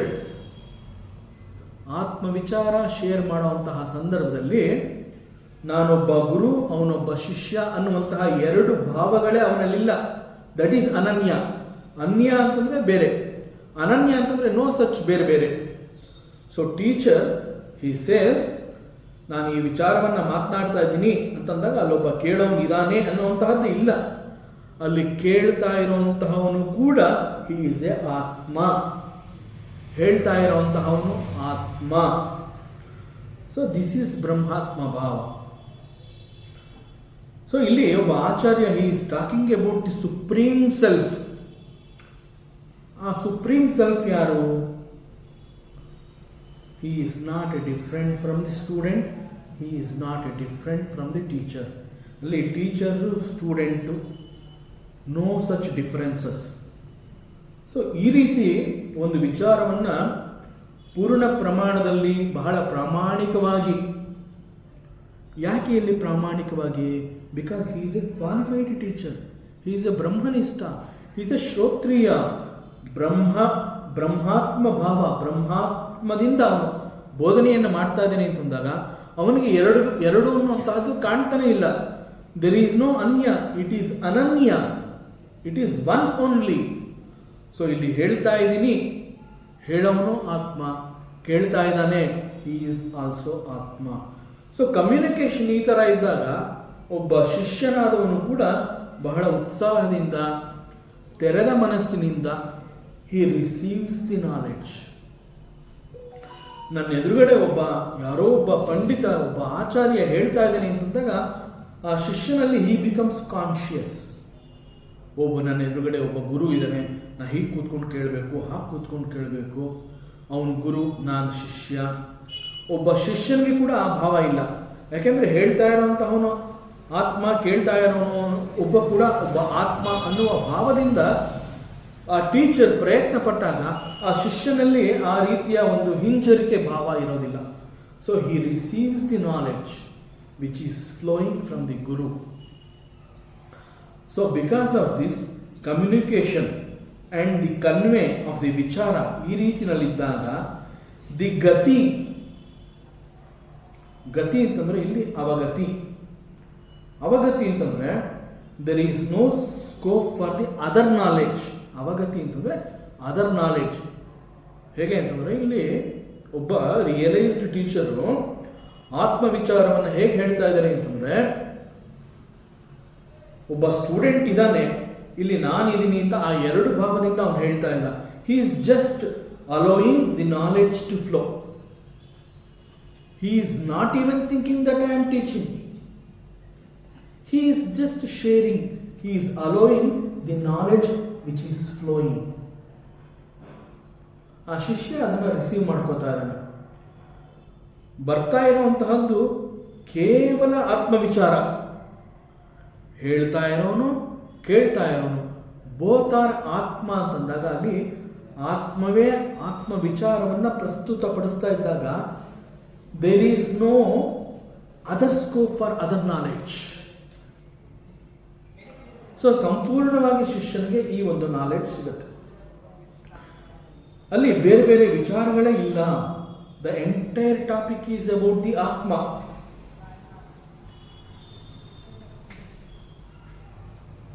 ಆಗ ಸ್ಟೂಡೆಂಟ್ಗೆ ಅರಿವಾಗುವಂತಹ ಸತ್ಯ ಏನು ಅಂತಂದ್ರೆ, ಹಿಯರ್ ದ ಟೀಚರ್ ಅಂತಂದ್ರೆ ಗುರು, he is speaking about me. ಯಾವಾಗ ಗುರು ಬ್ರಹ್ಮಾತ್ಮ ಭಾವದಲ್ಲಿ ಈ ಬೋಧನೆಯನ್ನು ಮಾಡ್ತಾ ಇದ್ದಾನೆ, ಆಗ ಶಿಷ್ಯನಿಗೆ ಆ ವಿಚಾರ ಯಾವ ಥರ ಕೇಳಿಸ್ತಾ ಇದೆ, ಯಾವ ಥರ ಅವನು ಅರ್ಥ ಮಾಡ್ಕೋತಾ ಇದ್ದಾನೆ ಅಂತಂದರೆ, the Guru is teaching this ಆತ್ಮ ವಿಚಾರ, ದಟ್ ಆತ್ಮ ವಿಚಾರ ಈಸ್ ನಥಿಂಗ್ ಬಟ್ ಮೈ ವಿಚಾರ. ನನ್ನ ಬಗ್ಗೆ ಹೇಳ್ತಾ ಇದ್ದಾನೆ ಗುರು. It is me. He is talking about my self. ನನ್ನ ಬಗ್ಗೆ ಅವನು ಈ ಒಂದು ಶಿಕ್ಷಣವನ್ನು ಕೊಡ್ತಾ ಇದ್ದಾನೆ ಅಂತಂದಾಗ ಹಿ ಈಸ್ ಮೋರ್ ಅಲರ್ಟ್. ಬೇರೆ ಯಾರ್ದೋ ಮಾತಾಡ್ತಾ ಇಲ್ಲ, ಬೇರೆ ಯಾವುದೋ ವಿಚಾರ ಮಾತಾಡ್ತಾ ಇಲ್ಲ. ಗುರು ಹೇಳ್ತಾ ಇರುವಂತಹದ್ದೆಲ್ಲ ನನಗೆ ಸಂಬಂಧಪಟ್ಟಿರುವಂತಹದ್ದು, ನನ್ನ ವಿಚಾರವನ್ನು ಕುರಿತು ಅವನು ಮಾತನಾಡ್ತಾ ಇದ್ದಾನೆ. So now the attention of the student goes only upon the ಆತ್ಮ. ಅವನ ಕಂಪ್ಲೀಟ್ ಕಾನ್ಸಂಟ್ರೇಷನ್ ಅಂತ ನಾವೇನು ಹೇಳ್ತೀವಿ, ಆ ಏಕಾಗ್ರತೆ ಅಂತ ಏನು ಹೇಳ್ತೀವಿ, ಅದೆಲ್ಲ ಸಂಪೂರ್ಣವಾಗಿ ಆತ್ಮನ ಮೇಲೆ ಇರುತ್ತೆ. ಆತ್ಮನನ್ನು ಬಿಟ್ಟು ಬೇರೆ ಇನ್ನೇನೂ ಅವನು ಹೇಳ್ತಾ ಇಲ್ಲ. And that atma is none other than me. ನನಗಿಂತ ಬೇರೆ ಅಲ್ಲ. So there is no scope for any deviation. ನಾನು ಪ್ರಯತ್ನ ಪಟ್ಟರೂ ಕೂಡ ತಪ್ಪು ಹೆಜ್ಜೆ ಇಡೋದಕ್ಕೆ ಸಾಧ್ಯವೇ ಇಲ್ಲ. ಇದನ್ನು ನಾನು ತಪ್ಪಾಗಿ ಅರ್ಥ ಮಾಡ್ಕೊಳ್ಳೋದಕ್ಕೆ ಸಾಧ್ಯವೇ ಇಲ್ಲ. ಯೋಗ ವಾಸಿಷ್ಠದಲ್ಲಿ ಒಂದು ಸಂದರ್ಭದಲ್ಲಿ ಗುರು ವಸಿಷ್ಠ ಶ್ರೀರಾಮಚಂದ್ರನಿಗೆ ಆತ್ಮಜ್ಞಾನದ ವಿಚಾರವನ್ನು ತಿಳಿಸ್ತಾನೆ. ಆತ್ಮಜ್ಞಾನವನ್ನು ವಿಚಾರವನ್ನು ತಿಳಿಸಿದ ನಂತರದಲ್ಲಿ ವಸಿಷ್ಠರಿಗೆ ಗೊತ್ತಾಗತ್ತೆ, ರಾಮ ಹಿ ಅಂಡರ್ಸ್ಟುಡ್. ರಾಮನಿಗೂ ಗೊತ್ತು, ನಾನು ಎಲ್ಲವನ್ನು ಅರ್ಥ ಮಾಡಿಕೊಂಡೆ, ನನಗೆ ಈ ಒಂದು ವಿಚಾರ ಗೊತ್ತಾಯಿತು ಅಂತ ಗೊತ್ತಾಗುತ್ತೆ. ಸೊ ಆಗ ರಾಮ ವಸಿಷ್ಠರಿಗೆ ನಮಸ್ಕಾರ ಮಾಡೋದಕ್ಕೆ ಬರ್ತಾನೆ, ಇಂತಹ ಒಂದು ವಿದ್ಯೆ ನನಗೆ ಸಿಗ್ತಲ್ಲ ಅಂತ. ಆಗ ವಸಿಷ್ಠರು ಹೇಳ್ತಾರೆ, ನೋಡು, ಆತ್ಮ ವಿಚಾರ ನನಗೆ ಗೊತ್ತಿತ್ತು, ನಿನಗೆ ಗೊತ್ತಾಯಿತು. ಆತ್ಮ ವಿಚಾರ ನನ್ನಲ್ಲೂ ಇದೆ, ನಿನ್ನಲ್ಲೂ ಇದೆ. ನಮ್ಮಿಬ್ಬರಲ್ಲಿ ವ್ಯತ್ಯಾಸವೇ ಇಲ್ಲ. We are one. Exactly like that. ಇಲ್ಲಿ ಆಚಾರ್ಯ ಶಂಕರರು ಎರಡನೇ ಅರ್ಥವನ್ನು ಕೊಡ್ತಾ ಇರೋದು ಅದೇ. ಅನನ್ಯ ಪ್ರೋಕ್ತೆ ಸ್ವ ಆತ್ಮಭೂತೆ ಅನನ್ಯಸ್ಮಿನ್ ಆತ್ಮನಿ ಪ್ರೋಕ್ತೆ.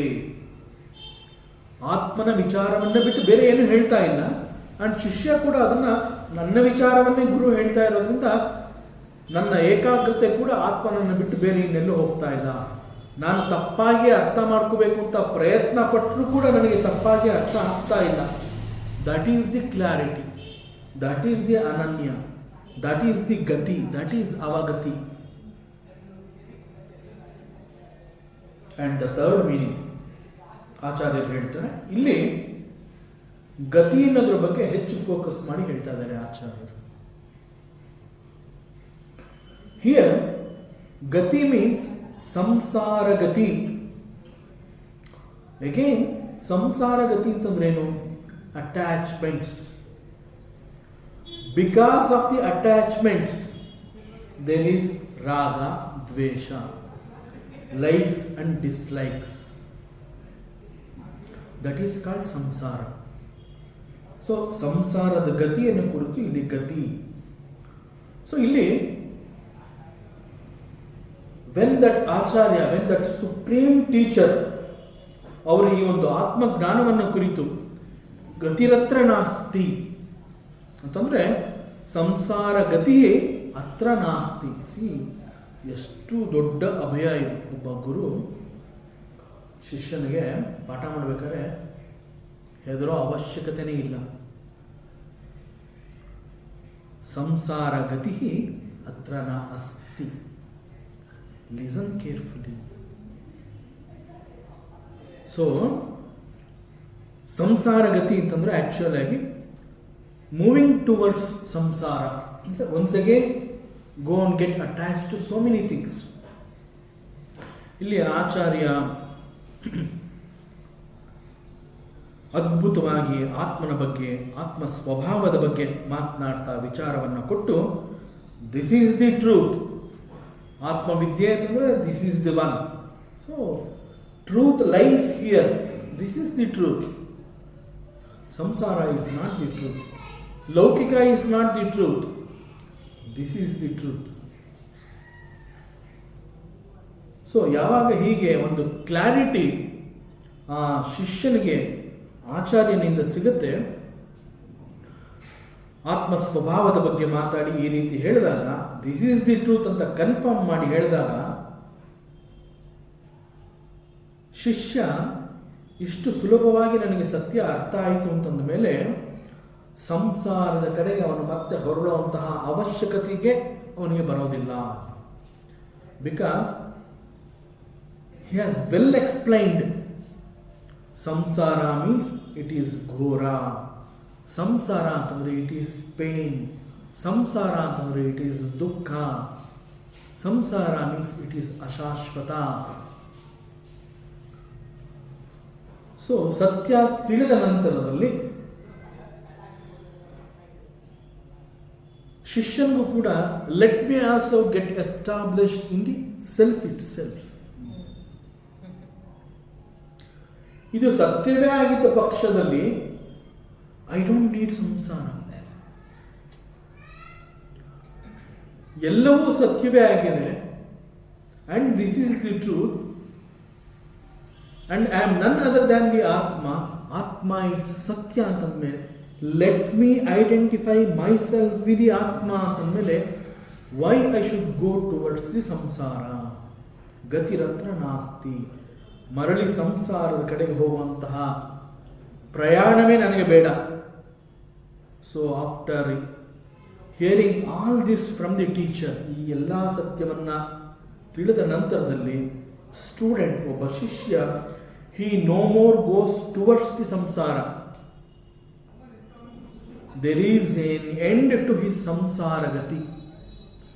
That means ಆ ಒಂದು ಬರ್ತ್ ಅಂಡ್ ಡೆತ್ ಸೈಕಲ್ ಅಂತ ನಾವು ಏನು ಹೇಳ್ತೀವಿ, ಚೈನ್ ಅಂತ ಹೇಳ್ತೀವಿ, ದಟ್ ಗಾಟ್ ಕಟ್.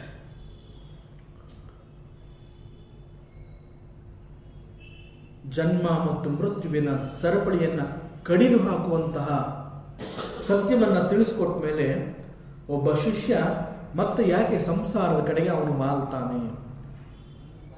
ಸೊ ಗತಿರತ್ರ ನಾಸ್ತಿ. This is the third meaning. And the last meaning ಆಚಾರ್ಯರು ಹೇಳ್ತಾರೆ, ಗತಿ ಮೀನ್ಸ್ ಅಗತಿ. ಅಗತಿ ಅಂತಂದ್ರೇನು? ನಾನ್ ಅಪ್ರಹೆನ್ಷನ್. ನಾನ್ ಅಪ್ರಹೆನ್ಷನ್ ಅಂತಂದ್ರೆ ಏನು?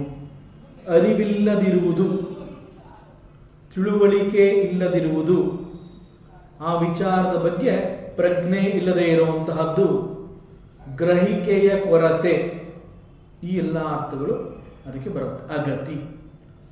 ಸೊ ಆಚಾರ್ಯ ಆತ್ಮದ ವಿಚಾರದ ಬಗ್ಗೆ ಹೇಳಿದಾಗ he understood it is a very specific kind of knowledge. It is a rare knowledge. ಬಹಳ ವಿರಳವಾದ ಜ್ಞಾನ, ಬಹಳ ಸೂಕ್ಷ್ಮವಾದ ಜ್ಞಾನ, ಬಹಳ ಸತ್ಯವಾದ ಜ್ಞಾನ. ಅಂಡ್ ಇಂತಹ ಒಂದು ಜ್ಞಾನ it can be gained through by recognition. ಆ ರೆಕಗ್ನಿಷನ್ ಅನ್ನೋದು ಅಲ್ಲದೆ ಬೇರೆ ಇನ್ಯಾವ ಮಾರ್ಗದಿಂದ ಕೂಡ ಈ ಒಂದು ಜ್ಞಾನವನ್ನು ಸಂಪಾದನೆ ಮಾಡೋದಕ್ಕೆ ಸಾಧ್ಯ ಇಲ್ಲ. ಅಂಡ್ ಬೈ ರೆಕಗ್ನೈಸಿಂಗ್ ದಿ ಆತ್ಮ ಅಂತಂದ್ರೆ ಆತ್ಮನನ್ನ ಗುರುತಿಸುವ ಮೂಲಕ ಇಂತಹ ಒಂದು ಜ್ಞಾನವನ್ನ ಸಂಪಾದನೆ ಮಾಡೋದಕ್ಕೆ ಸಾಧ್ಯ ಆಯಿತು ಅಂತಂದ್ರೆ how it is possible?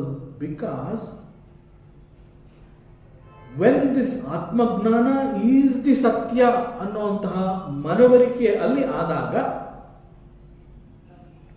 and because of the absence of the other knowledge. ಆತ್ಮ ಮಾತ್ರ ಸತ್ಯ ಅಂತ ಹೇಳಿ ಆತ್ಮದ ವಿಚಾರವನ್ನ ಒಬ್ಬ ಆಚಾರ್ಯ ಶಿಷ್ಯನಿಗೆ ಕೊಡ್ತಾ ಇದ್ದಾಗ ಅಲ್ಲಿ ಬೇರೆ ಇನ್ಯಾವ ರೀತಿಯ ನಾಲೆಡ್ಜ್ ಜ್ಞಾನಗಳು ಕೂಡ ಅಲ್ಲಿರಲಿಲ್ಲ. That is the absence of the other knowledge. Satya alone, that ಜ್ಞಾನ, ಆತ್ಮಜ್ಞಾನ is the satya, that alone was there. ಕೇವಲ ಅದು ಮಾತ್ರವೇ ಅಲ್ಲಿದ್ದರಿಂದ ಶಿಷ್ಯನಿಗೆ ಅದನ್ನು ಗ್ರಹಿಸೋದಕ್ಕೆ ಬಹಳ ಸುಲಭ ಆಯಿತು. So there is a failure to understand the other knowledge. Possibility to recognize this knowledge and failure to attain the other knowledge. ಆತ್ಮ ವಿಚಾರವನ್ನು ಹೊರತುಪಡಿಸಿ ಬೇರೆಯದರ ಬಗ್ಗೆ ಅರಿವು ಇಲ್ಲದೆ ಇರುವಂತಹದ್ದು, ದಟ್ ಈಸ್ ಕಾಲ್ಡ್ ದಿ ಅಗತಿ. ಸೊ ಒಬ್ಬ ಬ್ರಹ್ಮನಿಷ್ಠನಂತಹ ಒಬ್ಬ ಆಚಾರ್ಯ ಆತ್ಮದ ಬಗ್ಗೆ ಹೇಳಿದಾಗ the knowledge has to happen to the student ಅಂತಂದರೆ ಇಷ್ಟು ಸ್ಪೆಸಿಫಿಕ್ ಆಗಿ, ಇಷ್ಟೊಂದು ಕರಾರುವಕ್ಕಾಗಿ ಆತ್ಮಜ್ಞಾನ ಮಾತ್ರ ಅಲ್ಲಿ ಹರಿದು ಬರ್ತಾ ಇದ್ದಾಗ ಅಲ್ಲಿ ಬೇರೆ ಇನ್ಯಾವ ನಾಲೆಡ್ಜು ಅಲ್ಲಿ ಇಲ್ಲದೆ ಇದ್ದಿದ್ದರಿಂದ the absence of the other knowledge, because of that it has to happen to the student. ಅದು ಶಿಷ್ಯನಿಗೆ ಸಿಗಲೇಬೇಕು, ಸಿಗೋ ಹಾಗೆ ಆಯಿತು. There is no other choice. ಇದನ್ನು ಬಿಟ್ಟು, ಆತ್ಮಜ್ಞಾನವನ್ನು ಬಿಟ್ಟು ಬೇರೆ ಅದನ್ನು ಅವನಿಗೆ ಆಯ್ಕೆ ಮಾಡ್ಕೊಳ್ಳೋದಕ್ಕೆ ಆಗದೇ ಇಲ್ಲ. ದಟ್ ಈಸ್ ಕಾಲ್ಡ್ ದಿ ಅಗತಿ. ಸೊ ಹೀಗೆ 4 ಹಂತದಲ್ಲಿ ಇದನ್ನು ತಿಳಿಸಿದ್ದಾರೆ. ಆದರೂ ಕೂಡ ಮತ್ತಷ್ಟು ಸುಲಭವಾಗಿ ಇದನ್ನು ವಿಚಾರ ಮಾಡಬೇಕು, ಹೇಳಬೇಕು ಅಂತಂದರೆ, ಏವಂ ಸುವಿಜ್ಞೇಯ ಆತ್ಮ ಆಗಮವತ ಆಚಾರ್ಯೇಣ ಅನನ್ಯತೆಯ ಪ್ರೋಕ್ತಃ. So this atma, this supreme being is not ಅವಿಜ್ಞೇಯ ಅಂತಂದರೆ, ಇಲ್ಲಪ್ಪ ಈ ಆತ್ಮ ವಿಚಾರ ಬಹಳ ಕಷ್ಟ, ಅರ್ಥ ಆಗೋದಿಲ್ಲ, ಆ ರೀತಿ ತಿಳ್ಕೊಬೇಡ. No no, it is not ಅವಿಜ್ಞೇಯ, ಇಟ್ ಈಸ್ ಸುವಿಜ್ಞೇಯ. It is possible for you to gain, it is possible for you to recognise this knowledge. ಇದು ನೀನು ಬಹಳ ಸುಲಭವಾಗಿ ಅರ್ಥ ಮಾಡ್ಕೋಬಹುದು, ಇದಕ್ಕೇನು ಕಷ್ಟಪಡಬೇಕಾಗಿಲ್ಲ. ಇಟ್ ಈಸ್ ಸುವಿಜ್ಞೇಯ, ವೆರಿ ವೆರಿ ಕ್ಲಿಯರ್ಲಿ, ಯಾವ ರೀತಿಯ ಸಂಶಯಗಳು ಇಲ್ಲದಂತೆ ಈ ಒಂದು ಆತ್ಮವನ್ನು ನೀನು ತಿಳ್ಕೋಬಹುದು. ಹೇಗೆ? ಇದಕ್ಕೆ ಬೇಕಾಗಿರುವಂತಹದ್ದೇನು ಅಂತಂದರೆ, ಒಬ್ಬ ಯೋಗ್ಯನಾದ ಆಚಾರ್ಯ ಒಬ್ಬ ಯೋಗ್ಯನಾದ ವಿದ್ಯಾರ್ಥಿಗೆ ಇಂತಹ ಸೂಕ್ಷ್ಮವಾದ ಆತ್ಮನ ವಿಚಾರವನ್ನು ಹೇಳಬೇಕಾದ್ರೆ ಅದು ಸಂಶಯಗಳೇ ಇಲ್ಲದಂತೆ ಒಬ್ಬ ವಿದ್ಯಾರ್ಥಿಗೆ ಅಥವಾ ಶಿಷ್ಯನಿಗೆ ಪೂರ್ಣ ಪ್ರಮಾಣದಲ್ಲಿ ಇದರ ಅರಿವು ಅವನಿಗೆ ಉಂಟಾಗುತ್ತೆ. So he will attain this knowledge without any doubts and he calls it effortlessly. ಅಲ್ಲಿ ನೀನು ಯಾವ ರೀತಿಯ ಹೆಚ್ಚಿನ ಶ್ರಮವನ್ನೇ ಹಾಕಬೇಕಾಗಿಲ್ಲ. ಫಸ್ಟ್ ಆಫ್ ಆಲ್, ಆತ್ಮವಿಚಾರ ಅಂತ ಈ ಒಂದು ವಿಚಾರವನ್ನು ಮಾತನಾಡಿದಾಗ ಸೂಕ್ಷ್ಮಕ್ಕಿಂತ ಸೂಕ್ಷ್ಮ ಇದು, ಅಷ್ಟು ಸುಲಭವಾಗಿ ಇದು ಅರ್ಥ ಆಗೋದೇ ಇಲ್ಲ. ಆತ್ಮಜ್ಞಾನ ಇಸ್ ಎ ರೇರ್ ನಾಲೆಡ್ಜ್, ಬಹಳ ವಿರಳ. ಶ್ರವಣಾಯಪಿ, ಕೇಳಿದ್ರೂ ಕೂಡ ಇಟ್ ಈಸ್ ನಾಟ್ ಪಾಸಿಬಲ್, ಹೀಗೆಲ್ಲ ಹೇಳಿ ಈಗ ಇಟ್ ಈಸ್ ಪಾಸಿಬಲ್. ಹೇಗೆ ಪಾಸಿಬಲ್ಲು? ಬಿಕಾಸ್ ಒಬ್ಬ ಉತ್ತಮವಾದ ಯೋಗ್ಯನಾದ ಆಚಾರ್ಯ ಇರಬೇಕು, ಮತ್ತು ಆಚಾರ್ಯ ಈ ಜ್ಞಾನವನ್ನು ಕೊಟ್ಟಾಗ ಒಬ್ಬ ಯೋಗ್ಯನಾದ ಶಿಷ್ಯ ಅಲ್ಲಿರಬೇಕು. ದೆನ್ ಇಟ್ ಈಸ್ ಪಾಸಿಬಲ್, ಈ ನಾಲೆಡ್ಜ್ ಸಿಗತ್ತೆ. ಅದು ಕೂಡ ಎಫರ್ಟ್ಲೆಸ್ಲಿ, ಹೆಚ್ಚಿಗೆ ಶ್ರಮವನ್ನೇ ಹಾಕಬೇಕಾಗಿಲ್ಲ. ಯಾಕೆ ಹೀಗೆ ಹೇಳಿದ್ದಾರೆ ಅಂತಂದರೆ, ಇಲ್ಲಿ ಯೋಗ್ಯನಾದ ಆಚಾರ್ಯ ಅಂತ ಹೇಳಿದಾಗ ಒಬ್ಬ ಆಚಾರ್ಯ, ಒಬ್ಬ ಗುರು ಆ ಯೋಗ್ಯತೆಯನ್ನು ಗಳಿಸಿಕೊಳ್ಳುವಂತಹ ಸಾಧನೆಯಲ್ಲಿ ಈಗಾಗಲೇ ಎಲ್ಲ efforts hockey he becomes that qualified teacher. Exactly like that ಒಬ್ಬ ಯೋಗ್ಯನಾದ ಶಿಷ್ಯ ಅಂತಂದಾಗ ಆ ಸಾಧನ ಚತುಷ್ಟಯ ಅಂತ ಏನು ನಮ್ಮ ವೇದಾಂತದಲ್ಲಿ ಶಾಸ್ತ್ರದಲ್ಲಿ ಹೇಳಿದೆ, ಆ ಎಲ್ಲ ರೀತಿಯ ಶಮ ದಮ ಹೀಗೆ ಎಲ್ಲವನ್ನ ಹಂತ ಹಂತವಾಗಿ ಅಭ್ಯಾಸ ಮಾಡಿಕೊಂಡು ಸಾಕಷ್ಟು ಪ್ರಯತ್ನವನ್ನು ಪಟ್ಟು ಎಲ್ಲ ರೀತಿಯ ಶ್ರಮವನ್ನು ಹಾಕಿ he becomes a qualified student. So once the acharya and the student both are qualified, no more efforts are required. ಯಾಕೆಂತಂದ್ರೆ ಅದಕ್ಕೆ ಬೇಕಾಗುವಂತಹ ಎಫರ್ಟ್ಸ್ ಎಲ್ಲವನ್ನ ಅವರು ಹಾಕಿ ಆಗಿ ಹೋಗಿದೆ. ಆ ಎಲ್ಲ ಶ್ರಮವನ್ನು ಹಾಕಿದ ನಂತರ he becomes the ಯೋಗ್ಯ ಆಚಾರ್ಯ and he becomes the ಯೋಗ್ಯ ಶಿಷ್ಯ.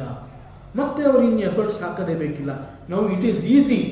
Acharya has to share the knowledge, student has to receive the knowledge. That alone is required. That's all. ಬೇರೆ ಎಲ್ಲ ಆಗಿ ಹೋಗಿದೆ.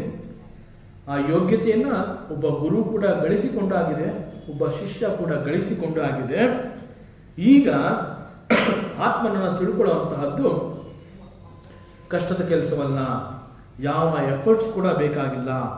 ಅದು ಹೇಗೆ ತಿಳ್ಕೋಬಹುದು ಶಿಷ್ಯ? ಸಂಶಯಗಳಿಲ್ಲದಂತೆ ಈ ಆತ್ಮ ವಿಚಾರವನ್ನು ಗ್ರಹಿಸುವಂತಹದ್ದು. ಸೊ ಜ್ಞಾನಿಗಳು ಏನು ಹೇಳ್ತಾರೆ ಅಂತಂದ್ರೆ, ಟ್ರೂತ್ ಕೆನಾಟ್ ಬಿ ಟೂ ಅಂತ ಹೇಳ್ತಾರೆ. ಈ ಸಂದರ್ಭದಲ್ಲಿ ಎನ್ ಎಕ್ಸ್ಪೀರಿಯನ್ಸ್ಡ್ ಸೋಲ್ ಅವರೆಲ್ಲ ಏನು ಹೇಳ್ತಾರೆ ಅಂತಂದ್ರೆ, ಅಲ್ಲಿ ಎರಡೂ ಅನ್ನುವಂತಹದ್ದಿಲ್ಲ.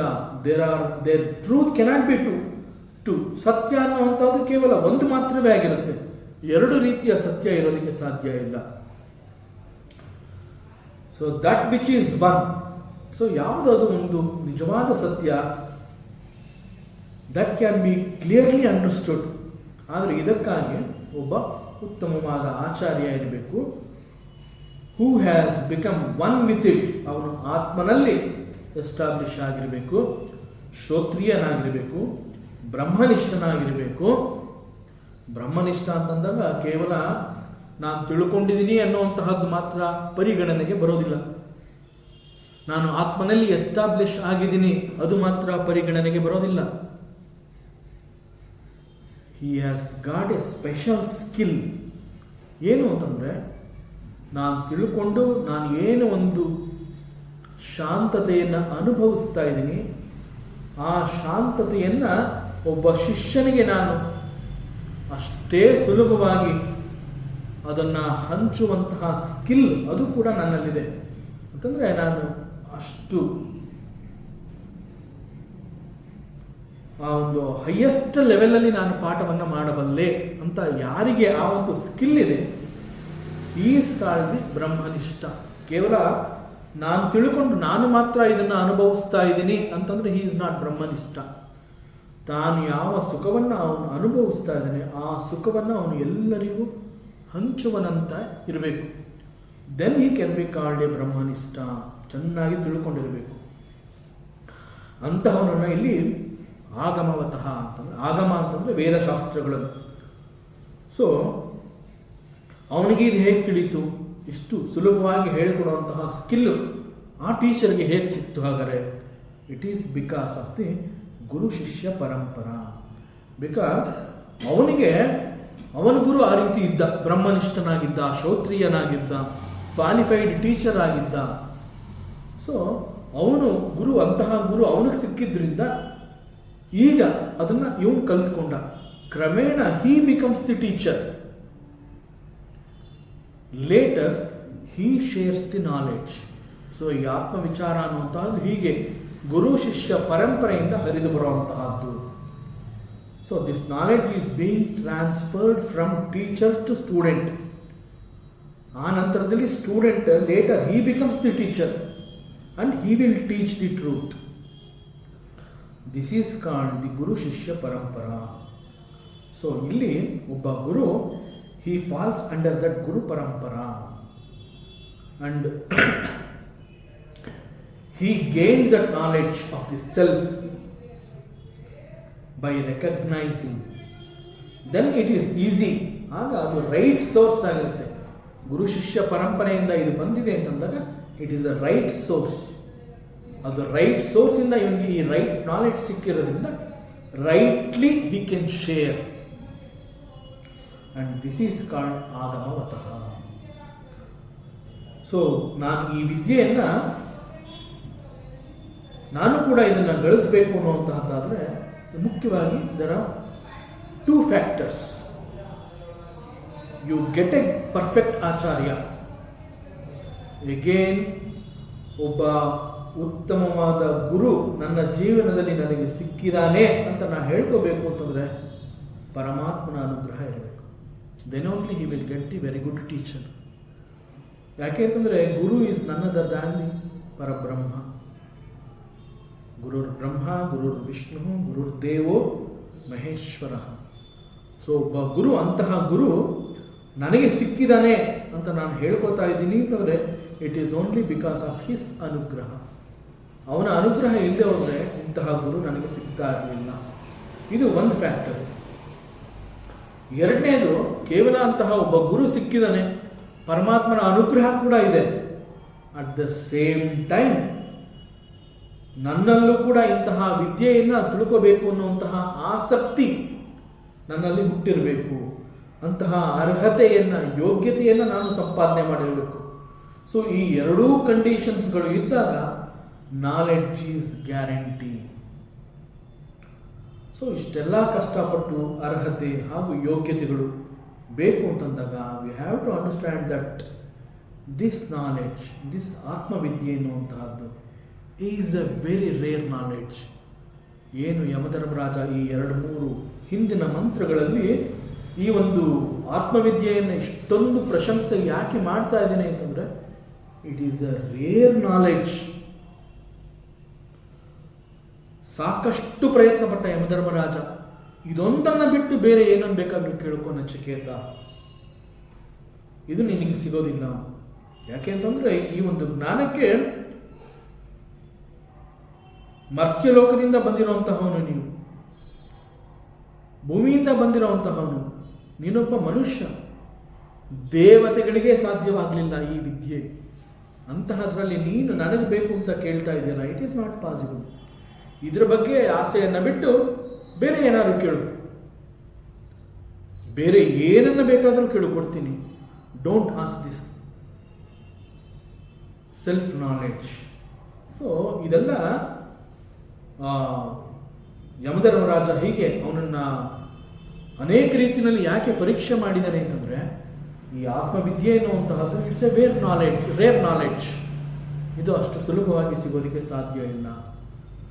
ಇದು ಸಿಕ್ಕಿದ್ರೂ ಕೂಡ ಅಲ್ಲಿ ಬಂದು ನಾನು ಕೇಳಿಸ್ಕೋಬೇಕು ಅನ್ನೋ ಅಂತಹವರು ಕೂಡ ವಿರಳ. ಆದ್ದರಿಂದ it is a very rare knowledge. ಜೊತೆಗೆ ಈ ಒಂದು ಆತ್ಮವಿದ್ಯೆಯನ್ನು ಬಹಳ ಸೂಕ್ಷ್ಮ, ಸಟ್ಲರ್ ದ್ಯಾನ್ ದಿ ಸಟ್ಲೆಸ್ಟ್, ಸೂಕ್ಷ್ಮಕ್ಕಿಂತ ಸೂಕ್ಷ್ಮ ಅಂತ ಯಾಕೆ ಕರೆದಿದ್ದಾರೆ ಅಂತಂದರೆ ಸ್ವಲ್ಪವೇ ಎಚ್ಚರ ತಪ್ಪಿದ್ರೂ ಕೂಡ ಬಹುದಾ ಚಿಂತಮಾನ್ಯ, ಅನೇಕ ಅನರ್ಥಗಳಿಗೆ ದಾರಿಯಾಗತ್ತೆ. Because it is a very ಸೂಕ್ಷ್ಮ. ವೇದಾಂತದ ಜ್ಞಾನ ಬಹಳ ಸೂಕ್ಷ್ಮವಾದಾಗ ನಾವೇನು ಒಂದು ಪ್ರಯೋಗಶಾಲೆಯಲ್ಲಿ ಮೈಕ್ರೋಸ್ಕೋಪ್ ಇಟ್ಕೊಂಡು ಅಣುವನ್ನು ನೋಡ್ತೀವಿ, ಆಟಮನ್ನು ನೋಡ್ತೀವಿ, ಆ ರೀತಿಯಲ್ಲಿ ಆತ್ಮವಿದ್ಯೆಯನ್ನು ನೋಡಬೇಕು ಅಂತಂದರೆ ಯಾವ ಮೈಕ್ರೋಸ್ಕೋಪ್ ಕೂಡ ಬರೋದಿಲ್ಲ. ಇಟ್ ಈಸ್ ಹಾಗಾದರೆ ಈ ಸಂದರ್ಭದಲ್ಲಿ what is the microscope? It is the pure mind. ಶುದ್ಧವಾದ ಮನಸ್ಸು ಮಾತ್ರ ಇದನ್ನು ಕೊಡುತ್ತೆ. ಒಂದ್ಸಲಿ ರಾಮಕೃಷ್ಣ ಪರಮಹಂಸರು ಹೇಳ್ತಾರೆ, ಸೂಜಿಯ ಕಣ್ಣಿಗೆ ಆ ದಾರವನ್ನು ಪೋಣಿಸ್ಬೇಕು ಅಂತಂದರೆ it requires A special skill. ಅಷ್ಟು ಮಾತ್ರ ಅಲ್ಲ, ಸ್ಪೆಷಲ್ ಸ್ಕಿಲ್ ಇದೆ, ನಾನು ಪೋಣಿಸ್ತೀನಿ, ಅಷ್ಟು ಮಾತ್ರ ಅಲ್ಲ. ಸೂಜಿಯ ಕಣ್ಣಿಗೆ ಆ ದಾರವನ್ನು ನೀನು ಪೋಣಿಸ್ಬೇಕಾದ್ರೆ ಆ ದಾರ ಅನ್ನುವಂತಹದ್ದು ಅನೇಕ ಎಳೆಗಳಿಂದ ಮಾಡಿರುವಂತಹದ್ದು. ಸೂಜಿಯ ಕಣ್ಣಿಗೆ ದಾರವನ್ನು ಪೋಣಿಸುವಂತಹ ಸಂದರ್ಭದಲ್ಲಿ ಒಂದೇ ಒಂದು ಎಳೆ ಕೂಡ ಆ ನೂಲಿನಿಂದ ಈಚೆ ಬಂದಿರಬಾರದು. Then it is possible. ಆತ್ಮಜ್ಞಾನ ಅಂತ ಹೇಳಿದಾಗ ನಿನ್ನ ಮನಸ್ಸಿನಲ್ಲಿ ಯಾವುದೇ ಒಂದು ವೃತ್ತಿ ಇದ್ರೆ you are not qualified for the self knowledge. That is why Yama Dharmaraja says it is a rare knowledge. ಬಹಳ ಸೂಕ್ಷ್ಮ. ಎಷ್ಟು ಸೂಕ್ಷ್ಮ ಇದು ಮುಂದಿನ ಅವಕಾಶದಲ್ಲಿ ಮತ್ತೆ ನೋಡೋಣ. ಓಂ ಪೂರ್ಣಮದ ಪೂರ್ಣಮಿದಂ ಪೂರ್ಣಾತ್ ಪೂರ್ಣಮುದಚ್ಯತೆ ಪೂರ್ಣಸ್ಯ ಪೂರ್ಣಮಾದಾಯ ಪೂರ್ಣಮೇವಾವಶಿಷ್ಯತೆ. ಓಂ ಶಾಂತಿ ಶಾಂತಿ ಶಾಂತಿ. ಹರಿ ಓಂ ಶ್ರೀ ಗುರುಭ್ಯೋ ನಮಃ. ಹರಿ ಓಂ. ಈ ದಿನದ ಪ್ರವಚನ ಸೇವೆಯನ್ನು ಸದ್ಗುರು ಶ್ರೀ ಚಿಕ್ಕಲಿಂಗಣ್ಣರವರ ಪಾದಚರಣಗಳಲ್ಲಿ ಅತ್ಯಂತ ಭಕ್ತಿಯಿಂದ ಶ್ರದ್ಧೆಯಿಂದ ಅರ್ಪಿಸೋಣ. ಶ್ರೀ ಕೃಷ್ಣಾರ್ಪಣಮಸ್ತು.